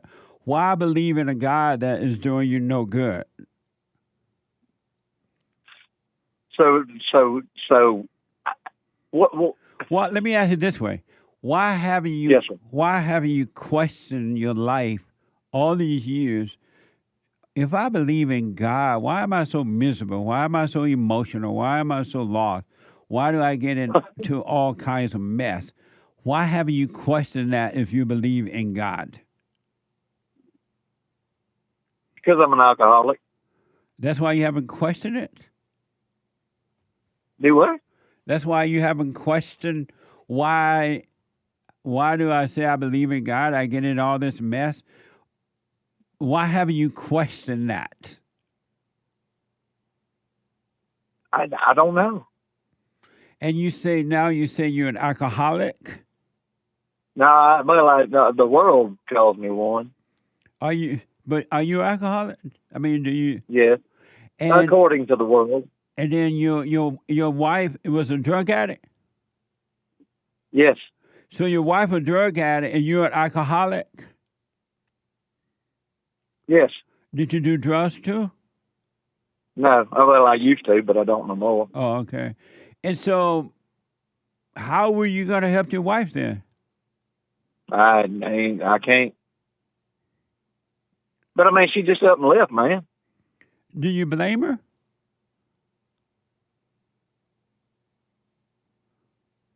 No. And why not? Because I just don't, man. You're right. That was a question. I don't blame her. Sir? That was a question. Okay. Why would she stay with a man that cannot point the way that is not the light of the family? Nah, you're right. That's it. No, that was a question. Okay.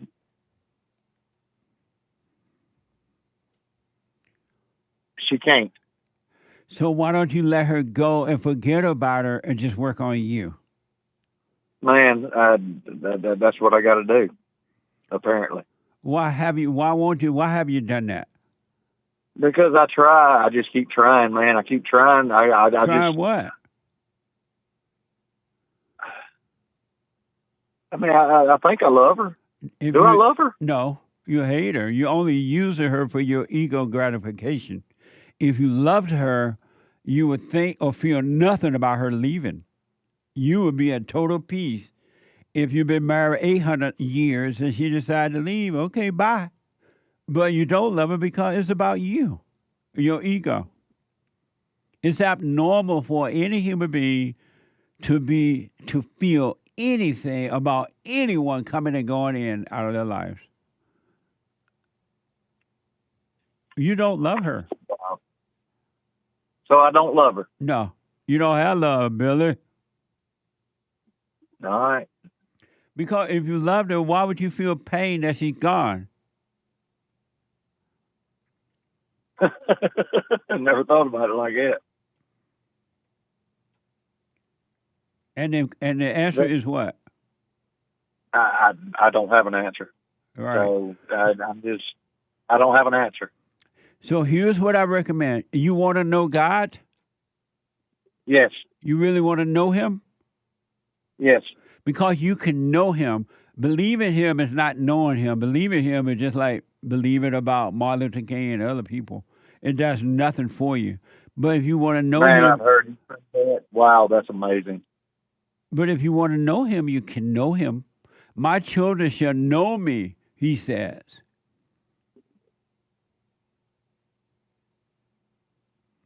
You want to know him? You know what's amazing? You said you can't believe in God and know him at the same time. No. You can't do that. Right. If you want to know God, you got to forget about him. Really? Yeah. Wow. You got to let go of belief and all of that. And then you shall know him. You got to let go of all your ideas about him, everything you read about him, and just watch the hell in you, be aware of the hell in you, because it's the light of the God who will allow you to see the darkness in you, and he would take away the darkness, then you will know God. But you gotta die from your ego. This idea you have love, you don't have love, you only have hate. And that's why you play God. Oh, I love everybody. I want to save everybody. I want to help. I want to do this. It's just all ego. You're right, man. And it's all about you because you feel good when you help. You feel this when they come back. You feel it's all about you. You need to die from the ego. So let that woman. So what? I appreciate that. Thank you so much for saying that. So that's real. Let that woman go. Wish her well. Don't be angry at her. She got her own hell. She had it when you met her. You had your hell when she met you, and two devils came together and fought. Yeah, you're right. You're right. We've been fighting for 15 years. That's what devils do in all marriages. So, do you believe in the afterlife? Who? Do you believe in the afterlife? What afterlife?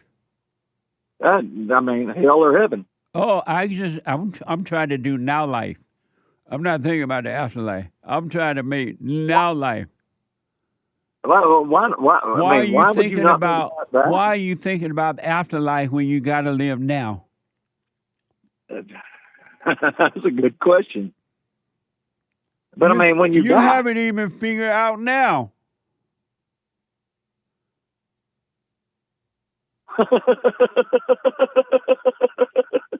You're right.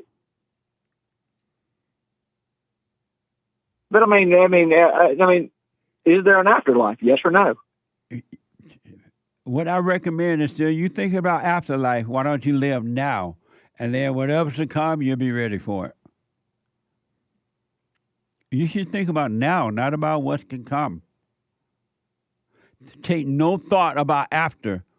Don't be double-minded. You live now. You work on living now. And let God's will be done. So here's what I recommend, Billy.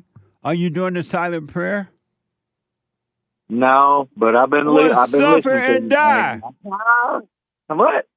Suffer and die then. What the? That's what I'm doing, but I don't want to. So why don't you do the silent prayer so you can come out of your head?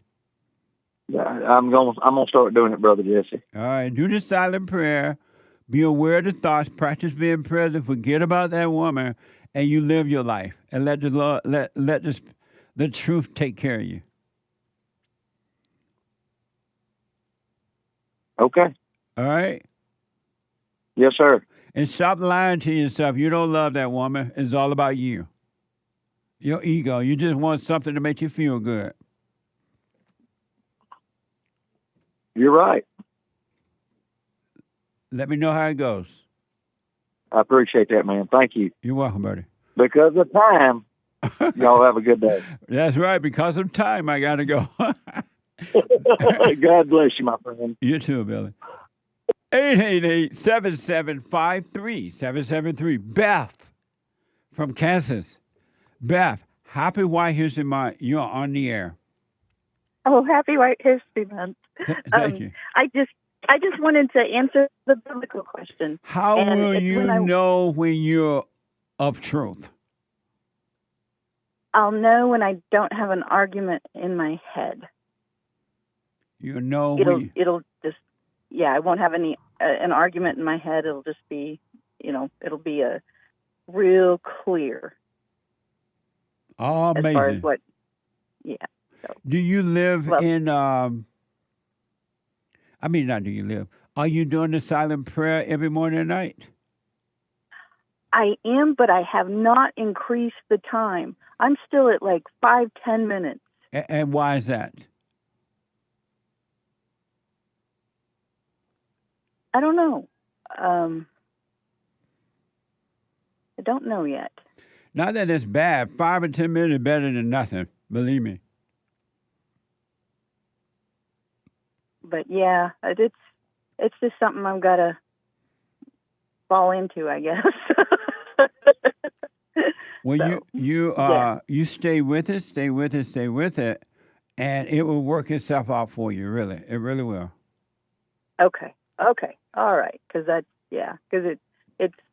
it's the thing. It's definitely the thing. You want, and the reason it's the thing is because you want to get to a place in life, and you will if you stay with it, where you want to always be present. You want to be conscious and not unconscious. You want to be awake and not asleep. And God said to pray without ceasing, meaning to always be present, because if you're not, you're going to slip into darkness, and darkness will consume you. Yeah, okay. Yeah. And matter of fact, one of the greatest sin is to forget. When you forget to be present, it's a great sin because you're in darkness. You're in hell again. Okay. But right. Thank you for responding to the biblical question, and I'll put my little 2 cents in on Sunday. Thanks so much, Jesse, and everyone. Thank you. All right. You're Bye-bye. welcome. And stay with it, stay with it, stay with it, all right? Yes. Okay. Okay. Bye. Bye-bye. Amazing. Let me go to Super Chat real fast here. I'm going to catch up with some Super Chats. Lori bought 3 coffees answering to the amen to church, by the way. Biblical question. Amen to what? To church. Right on. Answer to the biblical question. How will you know when you're of truth? When I don't identify with being of truth. Truth is showing me light, but I have to drop being a witness or seeker as well. Even being nothing is still another identity. This is so deep, says Lori. Right on. I'll put my little 2 cents in on Sunday. Thank you. Uncle Ruckus says, tremble before him, all the earth. The world is firmly established. It cannot be moved.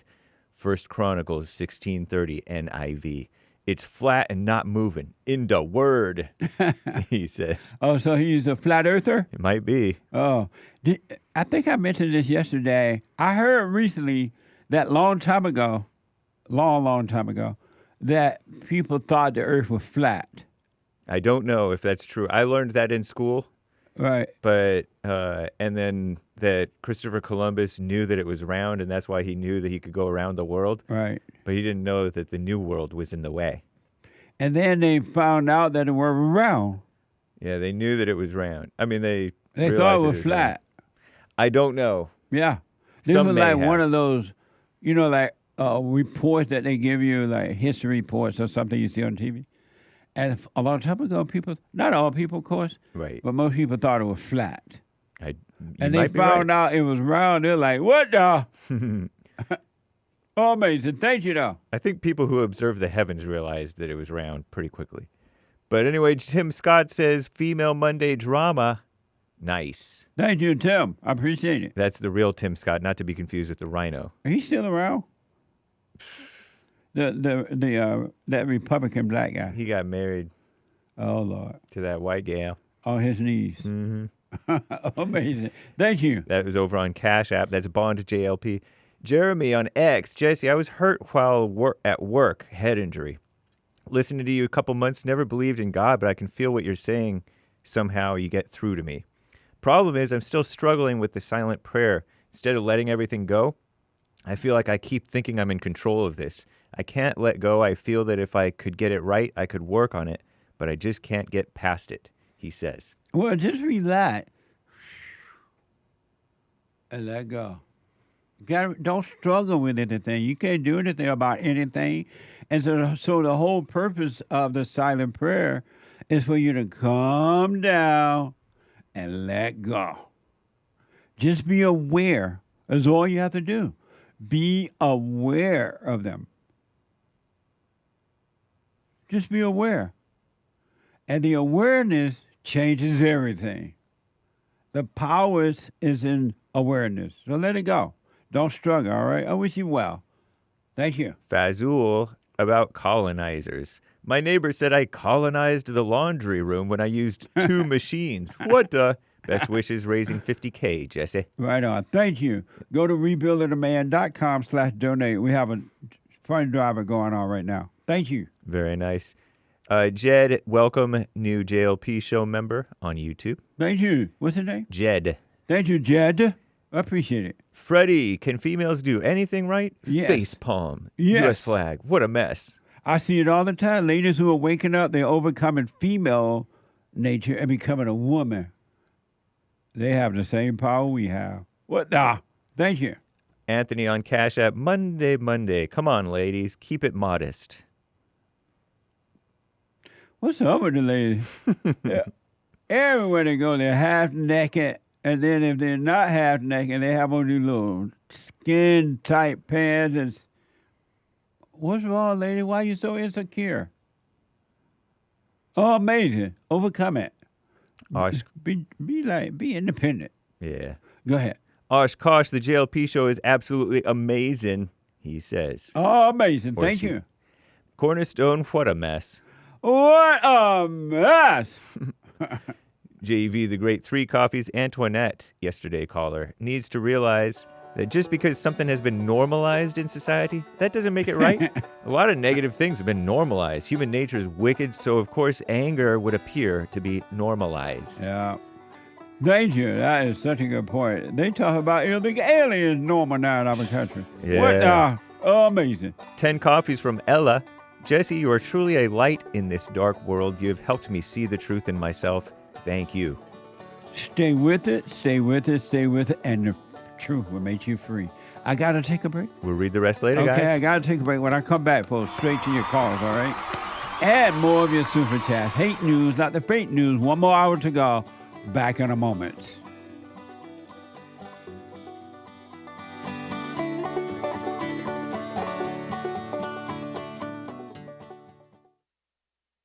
Check out Punchy's Coffee. I have my own coffee now. Punchy Coffee is good. Every bag is roasted to order. Freshest flavor. Top quality. Specialty grade beans.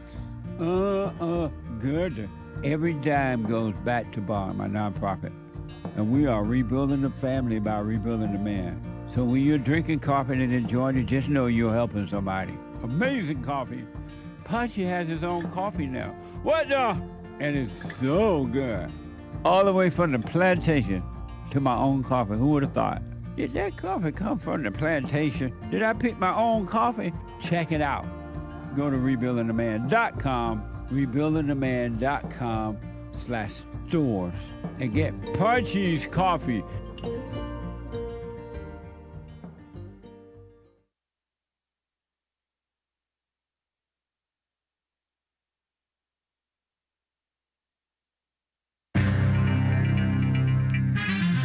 some serious mess going on in the world. But we are making America healthy again, or at least our greatest president, Trump, and RFK Jr. are making America healthy again. They say eat right. And by the way, no more food stamps for many of you. No more food stamps for you, SNAP. And a FEMA guy resigned. That sounds like mess. And rest in peace to, as you heard in the first hour here, and yesterday on the Hake Report, thank you, JLP, for the tip, Malcolm-Jamal Warner, the Theo from the Cosby Show. He died, drowned in a riptide or something like that. Crazy. And Shannon Sharp settled a sexual smear suit. It's terrible. And by the way, people are all mad because Colbert got canceled. I'm not laughing at him. I'm laughing with him. This is the end of hour 2 of the Jesse Lee Peterson Show. It is Country and Western Tuesday. Happy White History Month, July 22nd, AD 2025. The lines are full, but you can call in every so often, okay? Just in case a line opens up. It is Hake News, not fake news. Commie Nonsense Network, CNN, reports on food benefits. Our greatest president, Trump's administration, has said that healthy eating is a priority. Its Make America Healthy Again, MAHA report even cited poor diet as a cause of childhood illnesses and chronic diseases. Yet, our greatest president, Trump's big, beautiful bill, which he signed into law on the 4th of July, happy Independence Day and White History Month, will make it harder for people to qualify for the free food Federal Supplemental Nutrition Assistance Program, SNAP, which is food stamps, by expanding existing work requirements. You got to go to work. Anyway, the law also cut $186 billion, or about 20%, of the Food Assistance Program's budget through 2034. Very good news. The Commie Nonsense Network is trying to pretend like it's not. According to an analysis by the CBO, Congressional Budget Office, that means about 3 million people will lose their SNAP benefits, and they will become productive members of society again, maybe. Millions more will see their benefits reduced. Also good for them, right? Without that assistance, many Americans will have a harder time accessing, communist buzzword, nutritious food, they claim. You can use SNAP on such crap. Sorry, kids. People are going to have to rely on cheaper food, which we know is more likely to be processed, less healthy, so claims Kate Bauer. That's not true. I save so much food when I save so much money when I eat healthfully. Just go to the grocery store. Anyway, she's an associate professor of nutritional sciences at University of Michigan. Of course, they cite a female expert. And FEMA, the head of FEMA's Urban Search and Rescue Branch, resigned on Monday. Ken Pagurek, Pagurek. His departure comes less than 3 weeks after a delayed FEMA response to catastrophic flooding in Central Texas that was caused by bureaucratic hurdles. Pagurek told colleagues that he was frustrated by the Trump administration's efforts to dismantle FEMA. Oh, so he was he digging his feet in just to be obstinate? But the delay in approval for his team to respond swiftly to the flooding was the tipping point that led to his decision. Sounds like he doesn't want to take responsibility, maybe. Ken Pagurek, but maybe I'm wrong, who spent more than a decade with FEMA's Urban Search and Rescue Branch, including about a year as its chief. He joins dozens of other high-ranking officials to leave the agency. He joins them to leave? Doesn't make sense. Since our greatest president, Trump, took office, draining the swamp they are self-deporting out of the government. These trashy people. Anyway, Emmy-nominated actor and Grammy-winning musician, did you know he won a Grammy? Malcolm-Jamal Warner died on Sunday in a drowning accident in Costa Rica. 54 years old, New Jersey native, in his early teens when he shot to stardom playing Theodore, in the NBC sitcom The Cosby Show. Great show. The show, pretty good, right? The show was a touchstone for many in Gen X, which I thought it was Gen X until I found out I'm a millennial. I'm James Hake. Now back to JLP. Hour 3.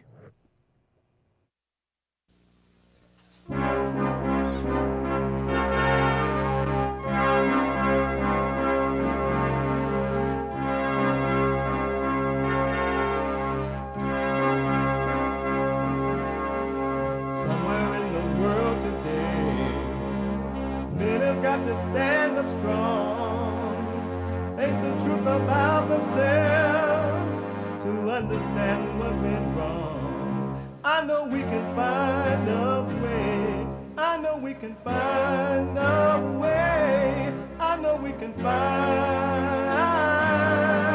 a way to stand up,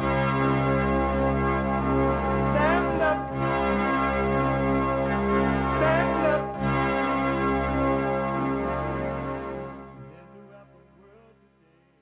Uniting the races with truth instead of dividing them with lies. We're also rebuilding the family by rebuilding the man. Good morning again. Hi, y'all. Happy White History Month. July just feels white. What the? Amazing. You can get involved by calling 888-7753. 773 888 77-JESSE. And my biblical question, a juicy, a mamma mia, a hola, a como te livo. How will you know when you're of truth? The biblical question. A como te livo, biblical question. How will you know when you're of truth? We have every way that you can watch and support the show listed on JesseLeePeterson.com/show. JesseLeePeterson.com/show. And if you're out and about and you would like to listen to the show, but you got to you got to go work out. It's early. You got to make breakfast. You got to take your children to the public school because you hate them. And the kids don't give you enough. They don't recognize you as being good. So you go to work. So you could be stroked. Your ego can get praised at work. So you send the kids off to suffer. Whatever you're doing, you could be listening podcast, but you could be listening on your iPhone or iPad by calling the listening line on TalkStream Live at 605-615-4131. 605-615-4131. And to donate and have your comments read out loud, go to Buy Me a Coffee. BuyMeACoffee.com/JLP Talk or Bond JLP Cash App. Bond JLP Cash App is Tuesday. It's the third hour of the show on Tuesday. It is Country and Western Tuesday. Bring back, oh, bring back my country to me. Bring back my country to me. What the? Who let the dogs out? Amazing.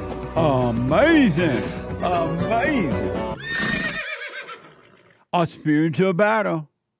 No such thing as racism, sexism, homophobism, Debbie-Dadism, white supremacism, or Alawabaism, or anti-Semitism. No isms. Those are made-up words, and they are lying words to keep you away from the truth. The truth is, you're either of good or you're of evil. And everybody is of evil until you admit that you are with yourself. I am evil. I don't want to be evil. This is horrible. I got to go and forgive. And then you go and forgive, you start the ball rolling, and you start to overcome evil with good. But not your goodness, only the good of truth. Words are just made up to deceive you. Words are made up to try to hurt you, and they can and they will if you have an ego. If you have not overcome the ego, you're subject to words. And the children of the lie, they'll make up, every day they make up new words to keep you in darkness, to get an overreaction from you. You don't understand the depths of human nature, how evil it is. And they're always pretending to help you, and it's never about you. It's always about themselves. They're narcissistic. Every human being with anger, resentment, which is the same as anger, is narcissistic. It's all about them. It's never about their children or anyone else.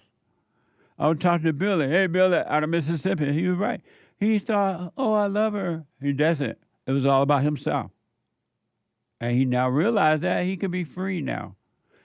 Human beings, you can bank on this. Human beings do not love one another, and they are incapable of loving one another. You can't love one another with your nature. You only hate, and you call hate love. Why do you think marriages don't work?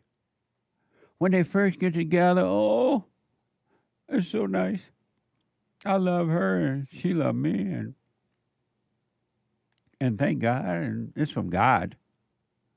And it seemed all real because it feels good, thrills, and you associate that with love, and then you get married. Sometimes nowadays, the hell come out before marriage, and then you get married, and then you fight. Well, I thought you loved me. Well, how we used to treat each other? You used to buy me flowers. Oh, yeah, you used to make me dinner, honey. And now you fight, and you call love hate, and you call hate love. Nobody get married in love. You get married in fake feeling of love, but it's hate.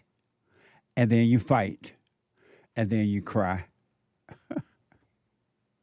And then you cry.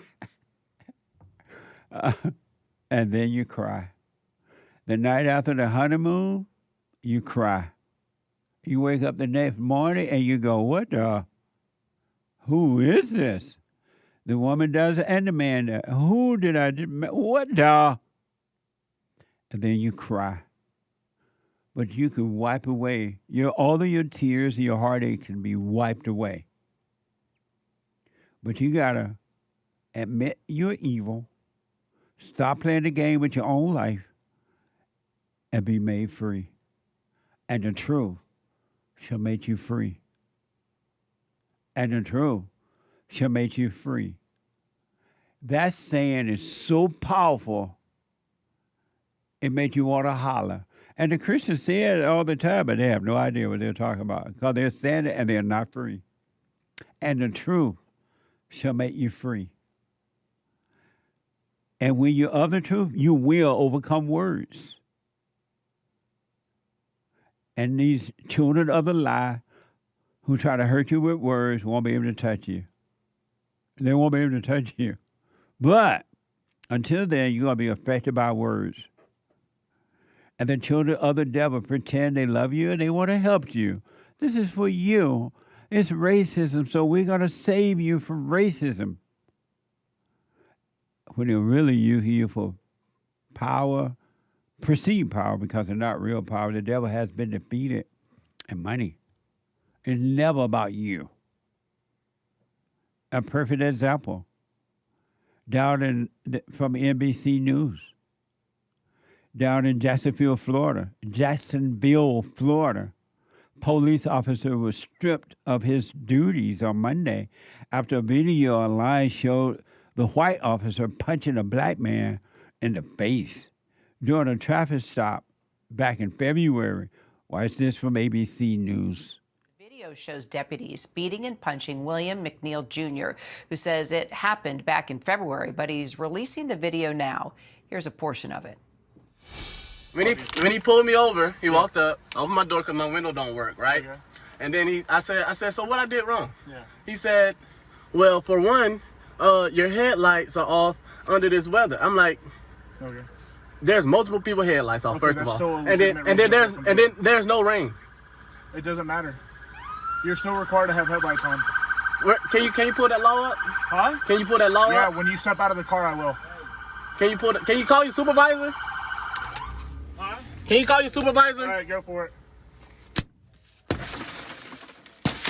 Exit the vehicle now. Exit the vehicle. Show me your hands. Here.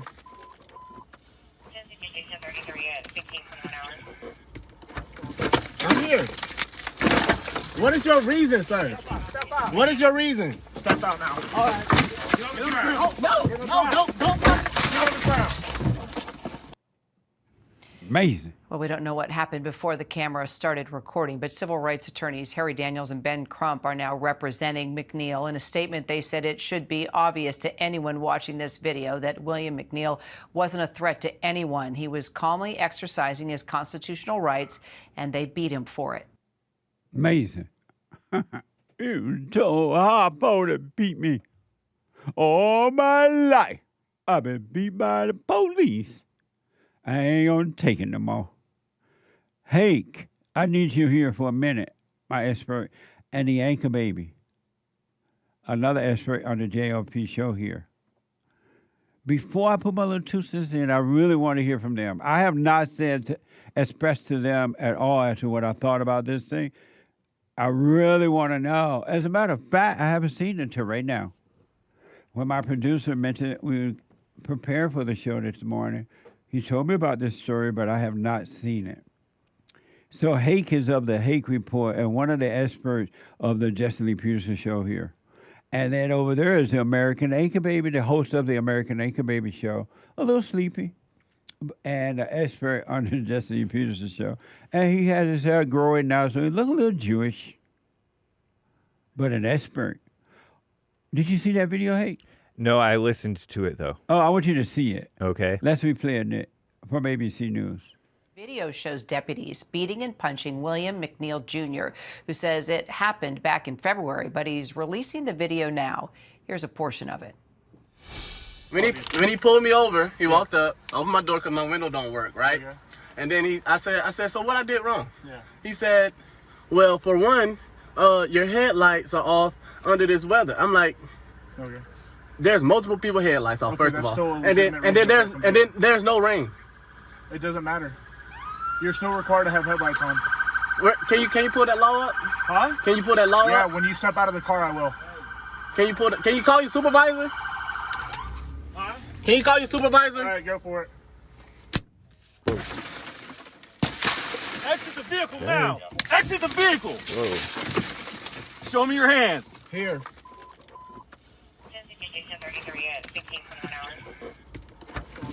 I'm here. What is your reason, sir? Step out. What is your reason? Step out now. All right. Get on the ground. No, don't. Get on the ground. Amazing. Well, we don't know what happened before the camera started recording, but civil rights attorneys Harry Daniels and Ben Crump are now representing McNeil. In a statement, they said it should be obvious to anyone watching this video that William McNeil wasn't a threat to anyone. He was calmly exercising his constitutional rights, and they beat him for it. You told Harpo to beat me. Anchorman, what do you think about that video? How do you respond to that? I'm not entirely sure what happened before, but all I saw was it looked like police giving him a lawful order and him not complying with it. I'm not entirely sure what exactly happened, and you do have some leeway. I don't know exactly, but you have some leeway as a cop to even use force, you know, if you think he wasn't complying or anything. I mean, there were 2 big hits to the face. I mean, if we want to nitpick, I personally don't feel the need to nitpick. I think what I saw was fine. A lawful order was given. You're allowed to, like, break the window and get him out. And then you can nitpick on the punches, but I wouldn't. But anyways, sorry, that's what I'm saying. I can't help it. Sometimes I laugh. Anchor Baby. You got an Alzheimer or something? Who, me? I hope not. You have that thing that makes you laugh when sometimes you just don't know why you're laughing? Well, don't call it Alzheimer's. Alzheimer. Asperger. Oh, okay. I'm okay with that one. You have Asperger? No, that didn't exist when I was a kid. It only exists now? Yeah. So Asperger just came about recently? It really exploded recently. Really? At least that's what it seems like. Everybody, they mama got Asperger. Mm-hmm. But baby Jessica's daddy. Yeah. I don't have Asperger's. I just have issues. Anyway, I'm sorry. He interfered. No, I'm done. Oh, you're done? Yeah. What do you think? I don't even think the punches were... I don't even want to do that, please. What's your expert opinion of that video?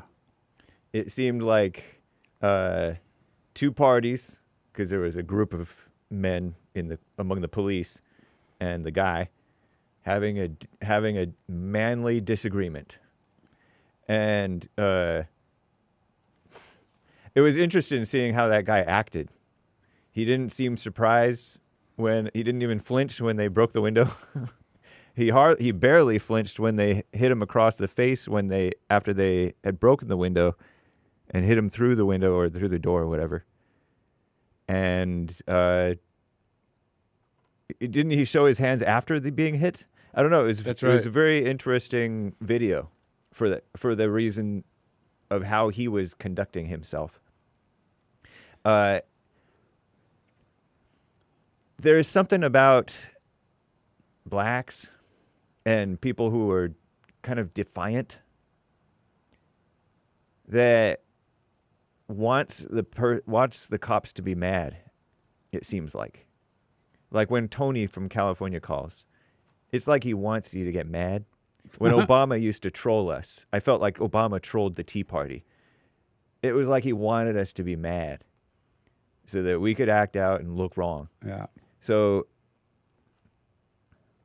I don't know. And Anchorman, what do you think about now, according to that report, Benjamin Crump and the NAACP coming in to save him?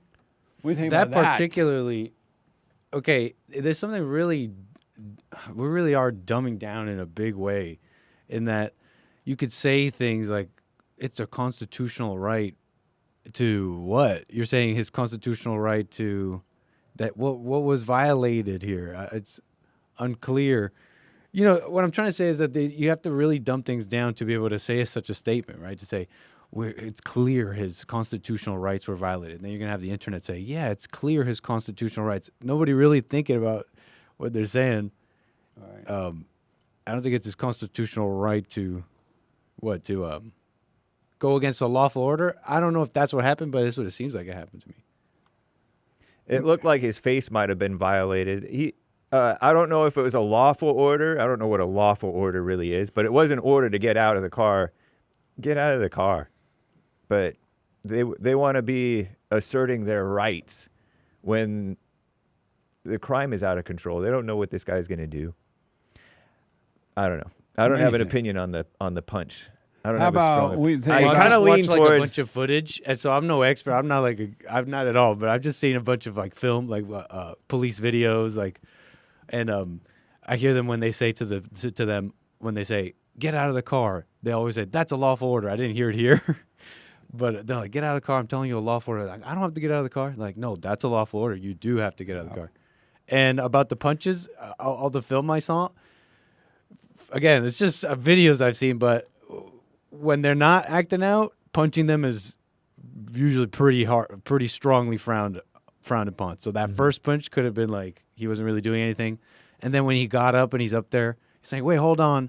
Maybe that could be constituted as pulling around a bit. You could punch him there, but that's kind of my thinking on it. Amazing from just watching videos. And what do you think about, because of time, the NAACP and Benjamin Crump coming in to save him? I was judging with words, eyes, looks, emotions, and gestures and thoughts. I can't help but really just scoff and hate. Sorry, I know it's wrong, but any mention of Crump is he's never on the right side. Yeah, it's not like we should be taking sides against him, but he's never right. I was talking about words and how the children of the lot evil people use words to control you in order to get perceived power and money. This is a good example of that. So just imagine. So the police said that apparently down in Florida when there's foggy and stuff like that, whatever, the weather is a little different, you're supposed to have your headlights on, right? Yep. So just imagine if this guy didn't have his headlights on and the police stopped him and said, "Why are you stopping me?" He like, sir, we're stopping you because you didn't have your headlights on. You have these. Oh, okay. Okay. And they're like, okay, we need to see ID. Get out of the car. And what do you think how that situation would have turned out if the black guy said, okay, here are my hands. I'll show my ID. I'm getting out of the car. How do you think that situation would have turned out? Just fine and smooth and without incident. And what are the cops supposed to do when you don't follow the order of the cops? You going to sit there, that dummy don't know anything about no law. They got black. He want to know the law if it smacked him in the face. Oh, can you show me that law? He looked educated. Yeah, right. But it doesn't matter. He still doesn't know the law. Yeah. But, and then, what if this whole story is true the way we just saw it? What Ben Crump and the NAACP saving this guy from? It was obvious to me, based on just the video I've seen, I don't know, I wasn't there, the guy didn't obey what the cops asked him to do. Why not, if Ben Crump truly care about black people, why not tell the guy, why did you follow the order of the cop? Black people have been taught not to follow the instructions of the police officers when they're stopped. And they play innocent when they're resisting. They like stiff body. And yeah. they're like, I'm not resisting, but they are. And they've been told you don't have to listen to them. They're racist. Police abuse. You don't have to listen. And now the people, because they don't have self-control of their own life, they listen to the lies that they need to fight with the cops. What do you expect going to happen? When they stop you, put your hands on the steering wheel. Why do you have to teach adults this? Put your hand on the steering wheel. Let your window down. The cop said, well, you stop, sir or ma'am, because of this. Oh, okay. Show your ID. And if you have complaints later, go down to the courthouse, file complaints. You putting the cops' lives at risk and everything. They don't know what you got a gun or what, and you fighting with them. What do you expect the cops to do? Where's common sense?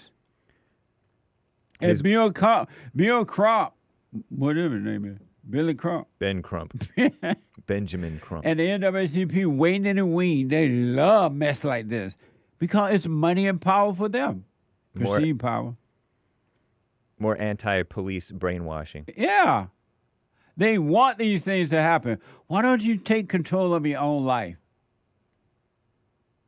Anybody that see that, just based on what we saw right there. Again, I wasn't there when the thing started or anything. But the guy wasn't getting out of the car. Even when they were breaking the window, he's sitting there looking stupid. Recording it. Wanted to get famous and get... His window wouldn't let down. He said his window didn't work. I bet he's working now. Yeah. So was he recorded or a police camera? He recorded it. Oh. What a mess, huh? Mm-hmm. Black people, stop it. You have these black female at the airport fighting. Naked. Darren naked. One other quick thing. So this is evil. Human nature is evil. Why not take control of your own life, men and women? You are your own world. Why not control your own world? Crime through the roof in L.A., California, period. And Carrie Bass don't want any police around. She doesn't want the military around. She doesn't want ICE around because she doesn't want crime to stop. That's the real reason. Communists. That's the real reason. I want you to watch this around the world. Everybody and their mama need to see this. Fox 11 is reporting a mob of thieves tried to break into an Anaheim jewelry store with sledgehammers and pickaxes until the owner fired a warning shot at them. Watch this from Fox 11. This was very intense. In that surveillance video, you can see at least 20 people trying to bust through this door right here, many with sledgehammers, until someone inside fired back. A violent would-be smash-and-grab robbery stopped in seconds. Every single one of them is covered in black from head to toe. Watch again as at least 20 people wearing hoodies Thursday evening in Anaheim get out of 5 cars and swarm like hungry bees outside Elmira Jewelry. When I watch the window, I see many people. I can't count it.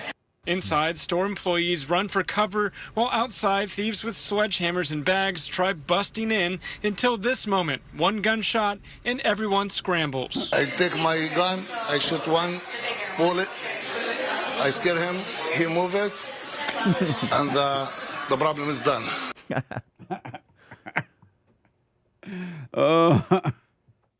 A month ago, thieves stole millions from a jewelry store across the street from there. Watch this from Boss. The owner doesn't want to show his face on camera for safety reasons, but he and his attorney called the shot self-defense. He's willing to protect his business at all costs. About a month ago, another robbery right across Brookhurst. Thieves driving a vehicle right through Basan Jewelry, stealing millions. 2 people arrested nearby, but the other getaway cars still missing. The owner adding new security measures, telling us off camera the crooks stole more than $3 million worth of jewelry. Everybody should be vigilant and careful. If they notice anything suspicious, they should speak, they should report so that, everybody's safe. Amazing. What do you say? That's a mess. It's out, and that's Orange County. That was down in Anaheim. Right. Pretty sort of a white nice folks area used to be. Mm-hmm. Now it's Muslims, but those are well-to-do Muslims who are honest businessmen, I'll call it. But that's crazy. I'm glad that guy was able to run them off across the street. But it's so infuriating how they've been encouraged to go out of control like that. And you notice how they all ran when there was a gun around. Yeah. So the answer is, since they've defunded the police, the answer is to you protect your own business. You have a right to protect your own business. Because they know this is what Carrie Bass wants, defund the police. And she doesn't care that they break into your jewelry store, your home, or anywhere. That's what she wants. And hey, they're a communist. Look, guys, they took off like now they're going north. Can you say Second Amendment? Gavin and Karen, they don't want the police out there. They don't want you to have peace. They want you afraid. What a mess, ain't it, baby? What a mess. Anaheim's mayor is Ashley Aitken. Anaheim has a female mayor? Anaheim has a female mayor. Assumed office in 2022. It's over for Anaheim. What a mess, huh? Defund the police so that this can happen. They don't care that your business are being destroyed. And in L.A., it's all over the place. It really is.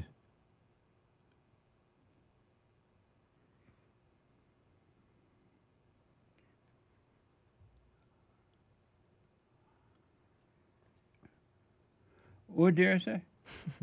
Derek says, I'll solve all this. Vote for me when I run. That's right. He black. But what a mess, huh? A one shot, and they just scattered. But if that guy had not had protection, a gun, imagine what would have happened. We don't imagine. I don't want you to have that pain. But this is what's happening, folks. It's evil. Your government is against you, especially the Democrats and the rightos. They are not for you. Carrie Bass don't want, they need to send all the military back home. They need to go back to where they came from. Karen doesn't want, there are people who doesn't want you to have self-control. She doesn't want you to be in control of your business. The fire, when they had those fires, most of those homes have not been built. And they're having a hard time getting approved or licensed or whatever. 888-7753-773. When I come back, folks, your phone calls and the treasure chest is now open on D-Live along with Scratch Off on Pure.net. Back in a moment.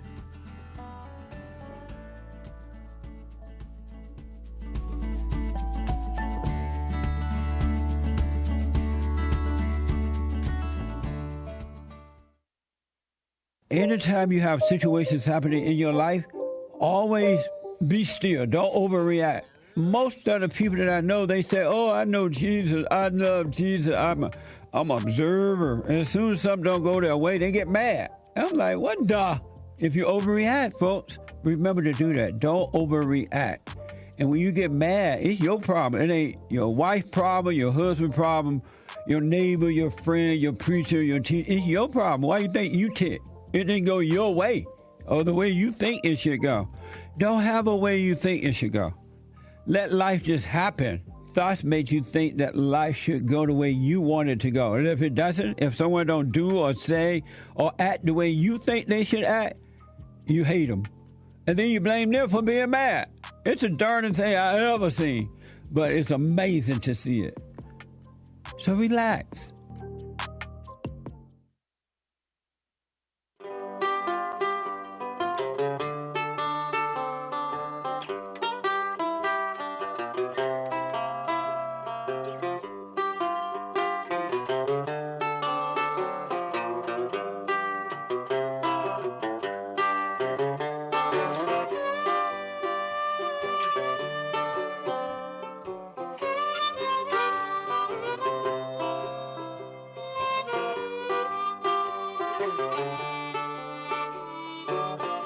Okay, folks, welcome back. Check out our challenge grant. Our fundraiser drive we have going on. We need to raise up to $50,000 or more, and there's a family that's going to help us. They challenged me, hey, Jesse, I'll give you up to $50,000 because you've helped me. If you could raise $50,000, so go to help you through this summer. We understand you still got to pay the bills. And you've helped us, so we want to help back. Go to rebuildingtheman.com/rebuildingtheman.com. Oh, hold on a minute, folks. rebuildingtheman.com/donate. rebuildingtheman.com/donate. Or call 800-411-BOND. 800-411-2663, all right? Or you can mail it in. The address is there. The hate report, and thank you all in advance. And let's rush and get into 50,000 at least. The hate report is coming up at the top of this hour. TheHateReport.com from 9 to 11. The white guy with the good hair. Amazing. And then the American Anchor Baby. Full of energy, never tired, never get sleepy, never rest. Donald Trump Jr. A different son by a different mother. Oh, amazing. From 11 to 1 p.m. Pacific time. The American Anchor Baby. The American Anchor Baby. The American Anchor Baby from 11 to 1 p.m. Pacific time. Flying high, but he's not on pot. Natural energy. May not have any this morning, but he'll get it by noon. By 11. Oh, amazing. Thank y'all. I want to go to TJ out of Texas. TJ. I mean, not TJ, but TG. You're on the air. Yes, sir. Yes, sir. Happy White History Month. Thank you, TG. Happy White History Month. Thank you, sir. Hey, I wanted to say that I was very impressed how you handled the Billy call, the call with Billy about half an hour ago. Your questioning was just so spot on, and you stayed on it. And I must say that I heard you say something that was extremely insightful that I learned from, too, was that when two people who are living in their hell marry each other, what you end up with is two devils fighting with each other. Yes. And I thought that was amazing. Oh, amazing. That was Billy from Mississippi. I wish Billy well. Yeah, yeah. So, but I do have a question for you, and I know you live in California. I would like to know why you still live in California instead of moving to the greatest state of Texas. I don't see where to go at this point. I'm not like, I love LA, I got to tell you. I love the weather. I love it. But I'm not stuck. If I see somewhere to go, I will go there for sure. Okay. Yeah. All right, brother. You keep up the good work, and I appreciate your efforts in building up the man, because we don't have enough men, and then they start believing the lies of the devil and they become crackheads. Amazing. Thank you, TG. I appreciate it. Take care, brother. All right. Amazing. New York. Let's go to Ahmed out of New York. Ahmed, happy White History Month. Happy White History Month to you too, Jesse. Thank you, buddy. I got a question. What are your thoughts on the Epstein list of Trump not releasing it? Zero. You got no thoughts? You're not going to criticize him for that? I don't care either way. It's not going to benefit me at all. I want the president to continue to keep the border closed, ship back the illegals, bring jobs back, tariff, make America great again. Whatever. So I got a question. So isn't Making America Great Again holding pedophiles accountable for their actions? No.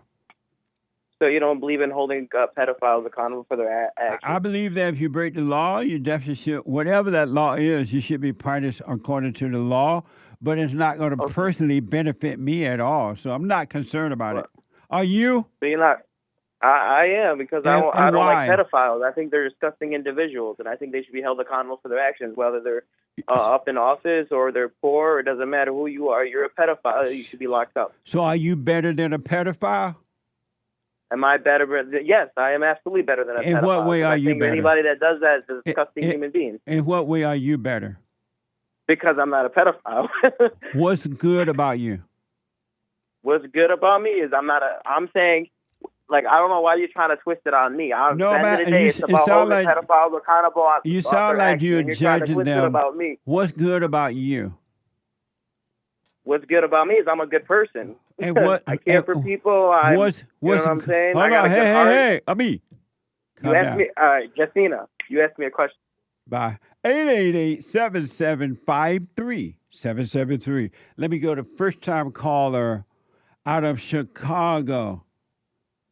Cameron, happy White History Month. You're on the air. Happy White History Month, Justin E. Peterson. How you doing? All this well. Thank you. You know, we got this black mayor in Chicago, Brandon Johnson. Oh, God. Yeah, Jesse, man, my mama live out south in Chicago, man. And, your mother live where now? My mom lived out on the south side of Chicago. She do well for herself. Yeah, but they had these, the black people be wanting to congregate and, hang out, and, they be having these mass shootings. 5 people got shot the other day, right outside of Dan Ryan, probably 10 minutes from downtown. See, Jesse, in Chicago, black people want to kill people, right? Because they don't understand this is the best thing on the side of heaven, right? They don't understand that. They don't appreciate the privileges and everything that we have that is afforded to us in America. They crazy, man. They killing people every single day. See, slavery was good, man. See, this is the thing. Slavery they should have never got rid of slavery. Like right now, a black girl was driving a rental car, right, 2 days ago in New York City. She was high, had pills and weed and stuff in her car, Jesse. She hit an innocent man and killed him. He was sitting on a chair in a park. Killed him, Jesse. Killed him. In a rental car. She didn't return the rental car, man. Over in out in Chicago, Chicago has been like that for a long time now, for years. Black on black crime been out of control. Why do you think the blacks keep voting in people that support crime and support blacks being out of control? Why do they vote in these type of people? Because they don't want to work, Jesse. Because they don't want to work. They want the government to take care of them. So as long as the Democrats keep giving black people what they want, they ain't got to work, right? They ain't got to go get no jobs. They ain't got to take care of their kids. They can do whatever they want to do. So, see, the liberals, what they do, they come to the black community and tell them, you the victim. And black people say, yeah, we the victim. We ain't got nothing. It's so hard on us. Let me it's ask a beautiful country, man. What's wrong with the blacks that they think that way? What's wrong with them is they think they the victim. Jesse, black people think that they are the victim. They think that they, still going through hard times because of slavery. They don't want to get up, get out, go get a job, work, and take care of themselves. No. They want you to take care of them. Yeah. Right. They want the government to do it. No, Trump needs to listen, Jesse, this is what I think needs to happen. This is what needs to happen. You get caught with a gun and you out here committing crimes and you shooting people and killing all these innocent women and kids, put them on a plantation, Jesse. We need a plantation where when you shoot somebody, you go to jail, you're going to be there for the rest of your life, we tie you to the tree, give you lashing. We're going to give you lashing. No, maybe they should just put them down there in Florida on the Alligator Island now. Yeah, let the alligators eat them. Karam, thank you, man. Thank you, brother. I got to run. Thank you because of time. Let me go quickly to Eric, a first-time call out of Denver. Eric, you're on the air. Hey there, Jesse Lee Peterson. Hey. How's it going? Happy White History Month. Happy White History Month, my friend. And let me just say, it's amazing that I finally get to talk to you. Amazing. Go ahead. Amazing, sir. So my question was kind of, I'm trying not to deviate from the conversation too much, but why is it that when black people get pulled over and it turns from a non-moving violation to a felony, or they get in these fights in Carnival cruises, or they shooting each other and all that, looting in stores, that's become the face of the black community, which is really sad to me because there's gems like you and there's plenty of amazing black people out there, but somehow the face of the community has become the negative part of the community, the hateful part of the community, the look behind you, never relax part of the community, the chimping out part of the community. Why is that, you think? Because black people have given up self-control. They have turned their lives over to the false leaders, and the NAACP and all these people, and they don't think for themselves. And then, number one, they're angry. They're yearning for their fathers. They're angry at the mothers. They are yearning for their fathers. And instead of forgiving and overcoming, they have been told that it's something else. It's the white man, it's this, or it's the police. And they are not conscious enough to think for themselves. That's the problem. How do you think you can fix that and change the face of the community to more of a positive? On my X feed every day, it's every other feed is them fighting at a Dollar Tree or resisting the cops over a minor speeding ticket, and then that turns into a felony. Sometimes they get shot over it. You can't fix it. You just have to let them suffer and die. You can't fix another person, and you can't even fix yourself. That's why you have to surrender to what is right. But you can't fix them. You just have to let them suffer, let them die, arrest them when they commit crime. But there's nothing you can do about, and nor should you want to. You cannot fix another person. Yeah. Have you ever tried to fix anyone? Oh yeah, for sure. I've had. I've been in monk mode for a few years after my last toxic relationship because I was a bartender for a long time, and I was really debaucherous and not doing the right thing, I guess you could say. And why not? And it's just I was issues with from youth, things like that. Just issues from my youth that kind of made me angry. So I would, drink and party with everyone all night, every night, and all that sort of stuff. And then I finally got to a point where I realized that, and it's actually kind of when I first started to use several years ago, just the anger inside, it's like a cancer. And if you let that cancer become malignant, it becomes terminal. And once you're just an angry person all the time, nothing good goes your way because you're not going the right way. That's what's wrong with the blacks. And it's the same spirit. It's the same problem caused by the same reason. Are you still angry? I still have angry thoughts, yeah, but I mitigate them in my head a lot better than I used to. I used to be a raging maniac, but these days, the last 3 years, I cut women out of my life pretty much completely and decided to focus on myself. And my connection to God and get rid of this past anger and this buildup of just hate and stuff like that, and try to see the love and the beauty and the benevolence and things. Why don't you drop your anger? I say that I do, but I still, I'll have thoughts of, if somebody cuts me off in traffic or something like that, I'll be like, but then I think about it for a minute and be like, maybe that guy is having his own issues on that day, and that's why he did that. It doesn't lead anywhere. Anger just makes more anger. So why don't you drop anger, and that way you would never feel the evil spirit of anger, and you won't ever overreact to any situation. Why not just drop the anger? Well, I have, for the most part. I don't overreact to anything anymore. I'm very calm, very relaxed, rational person. I'm really good at de-escalating. How long you been listening to the show? Oh, God, man. I first heard of you on, I don't even know. It was before Rogan. It was, way back, right when you were starting. I somehow so God led me to you or something. Have you forgiven your mother?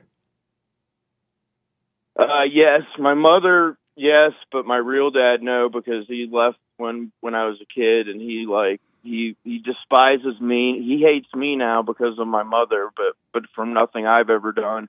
And I've tried everything to reconnect with him and all that. And he's very full of hate and anger. How old are you? How old is he? You. He's how close old are to 80. you? How old are you? Oh, I'm 47. Have you gone and forgiven your mother? Yeah. You told her? Well, I told her because we had a few issues for a few years where it was, I don't know, there was a hate going back and forth for some reason. And then, eventually I just was like, Mom, we only have so much time on this earth. I'm already, about to push 50. It goes by quick. Wasting time being hateful toward each other isn't good for either of us. So have you forgiven your mother? My mother, I've forgiven her for the things that she did earlier in her life that affected me. So did you tell your mother you forgive her for turning you away from your father? No, because it wasn't her.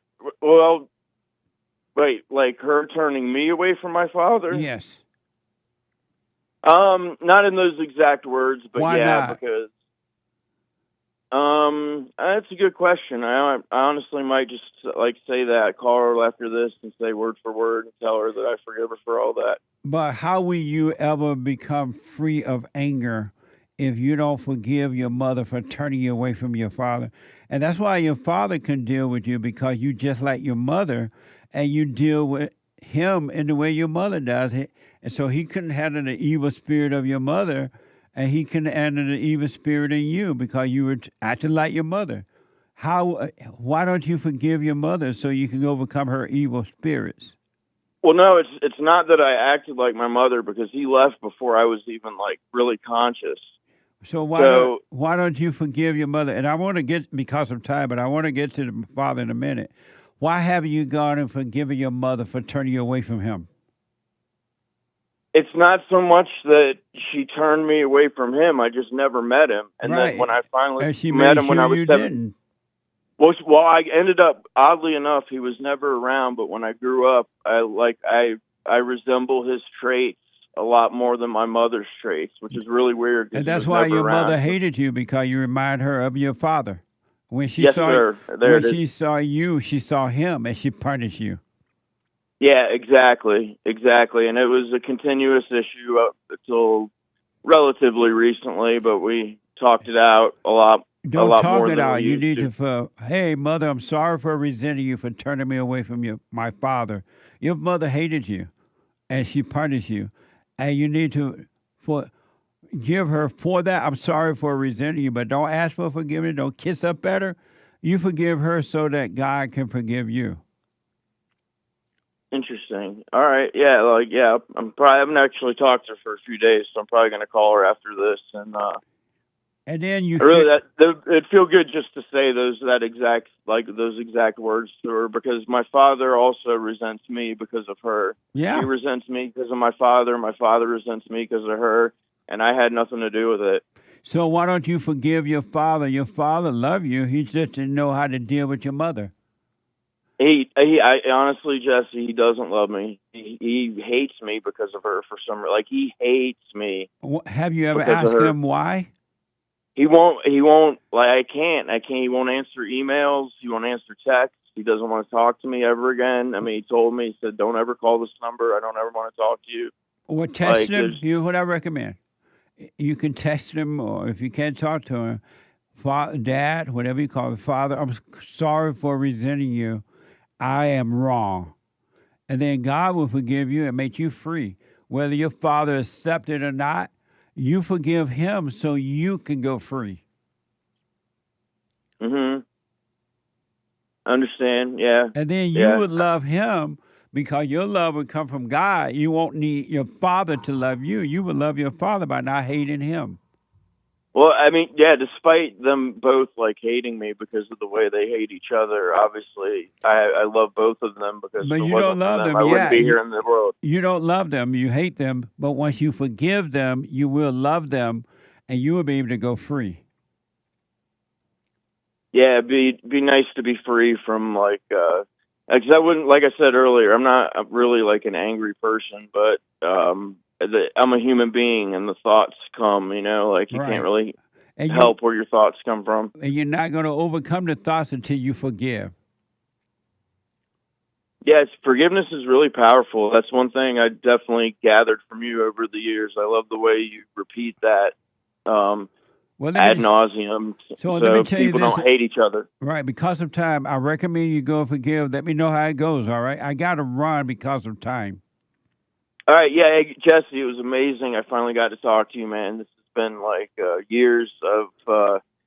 I just the first time I saw you, I was just blown away. I was like, this is one of the most genius guys I've ever met. Well, let me know. Let me know when you forget, and let me know how it went. All right, will do for sure, brother. I appreciate you. All right, buddy. Amazing. Super chat. Super chat. Super chats. Moni Ann says, hey, Jesse, I used to listen to you. You have a lot of wisdom to share that I enjoyed, but recently you discussed women's ability to something, or whether we should be allowed to, and your ideas and answers shocked me to my core. And so it's disturbing, she said. So she went from... And it made me unfollow you, she said. She went from hate to love? Love to hate. She went from love to hate that fast. Indeed. That's all it took, one disagreement. Apparently. It reminded me of how the so-called Trump supporters, they go from love to hate just like that. Indeed. Trump doesn't do one thing that they think he should do. All of a sudden, they don't love Trump no more. A house built on sand. What a mess. Thank you. I wish you well. Cactus Eater Bear yesterday with a diamond. I thought Derek was knit on the phone. Shout out. Oh, amazing. Thank you.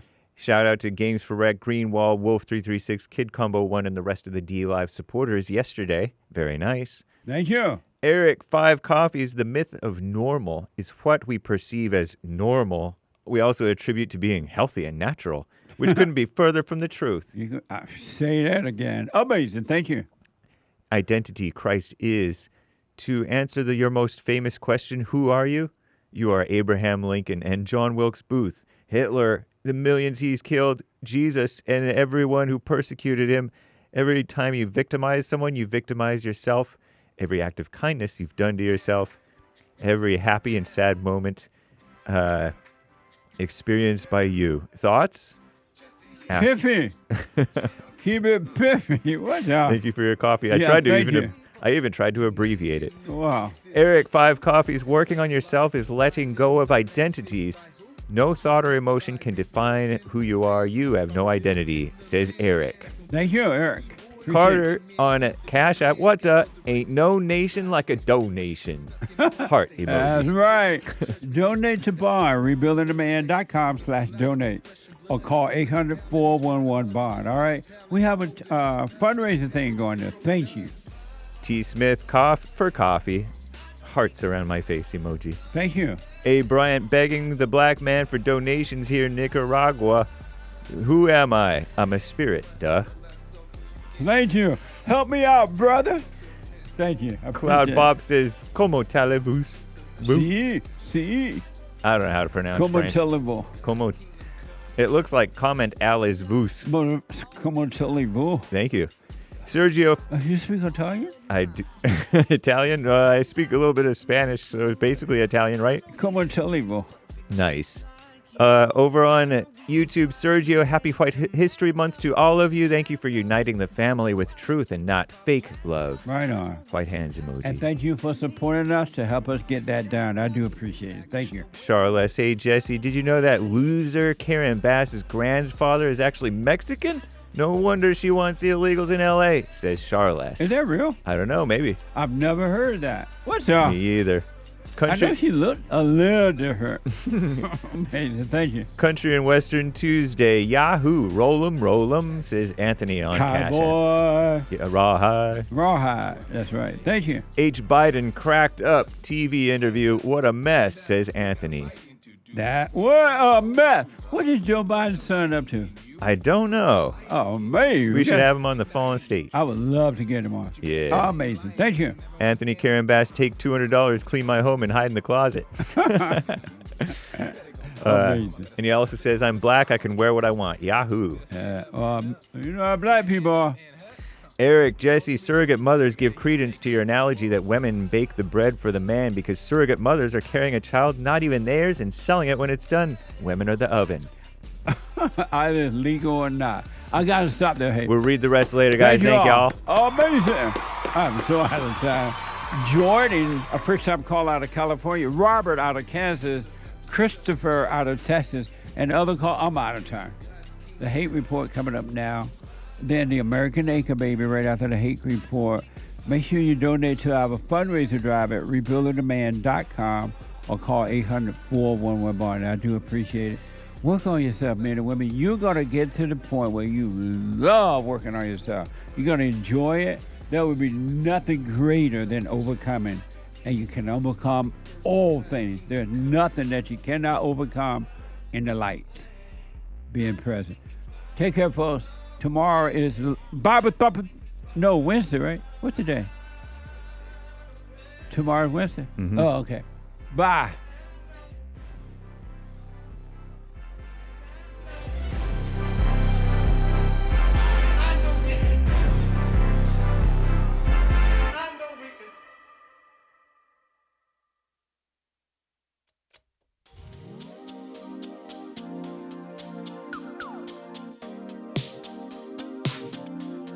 The views, information, thoughts, and opinions expressed during this show are the individual's own and do not represent the views, thoughts, and opinions of the JLP Network or Bond. Their appearance on the program does not imply an endorsement of them or any entity they represent. The material and information presented here is for general information purposes only. The JLP Network and Bond name and all forms and abbreviations are the property of its owner, and its use does not imply endorsement of or opposition to any specific organization, product, or service.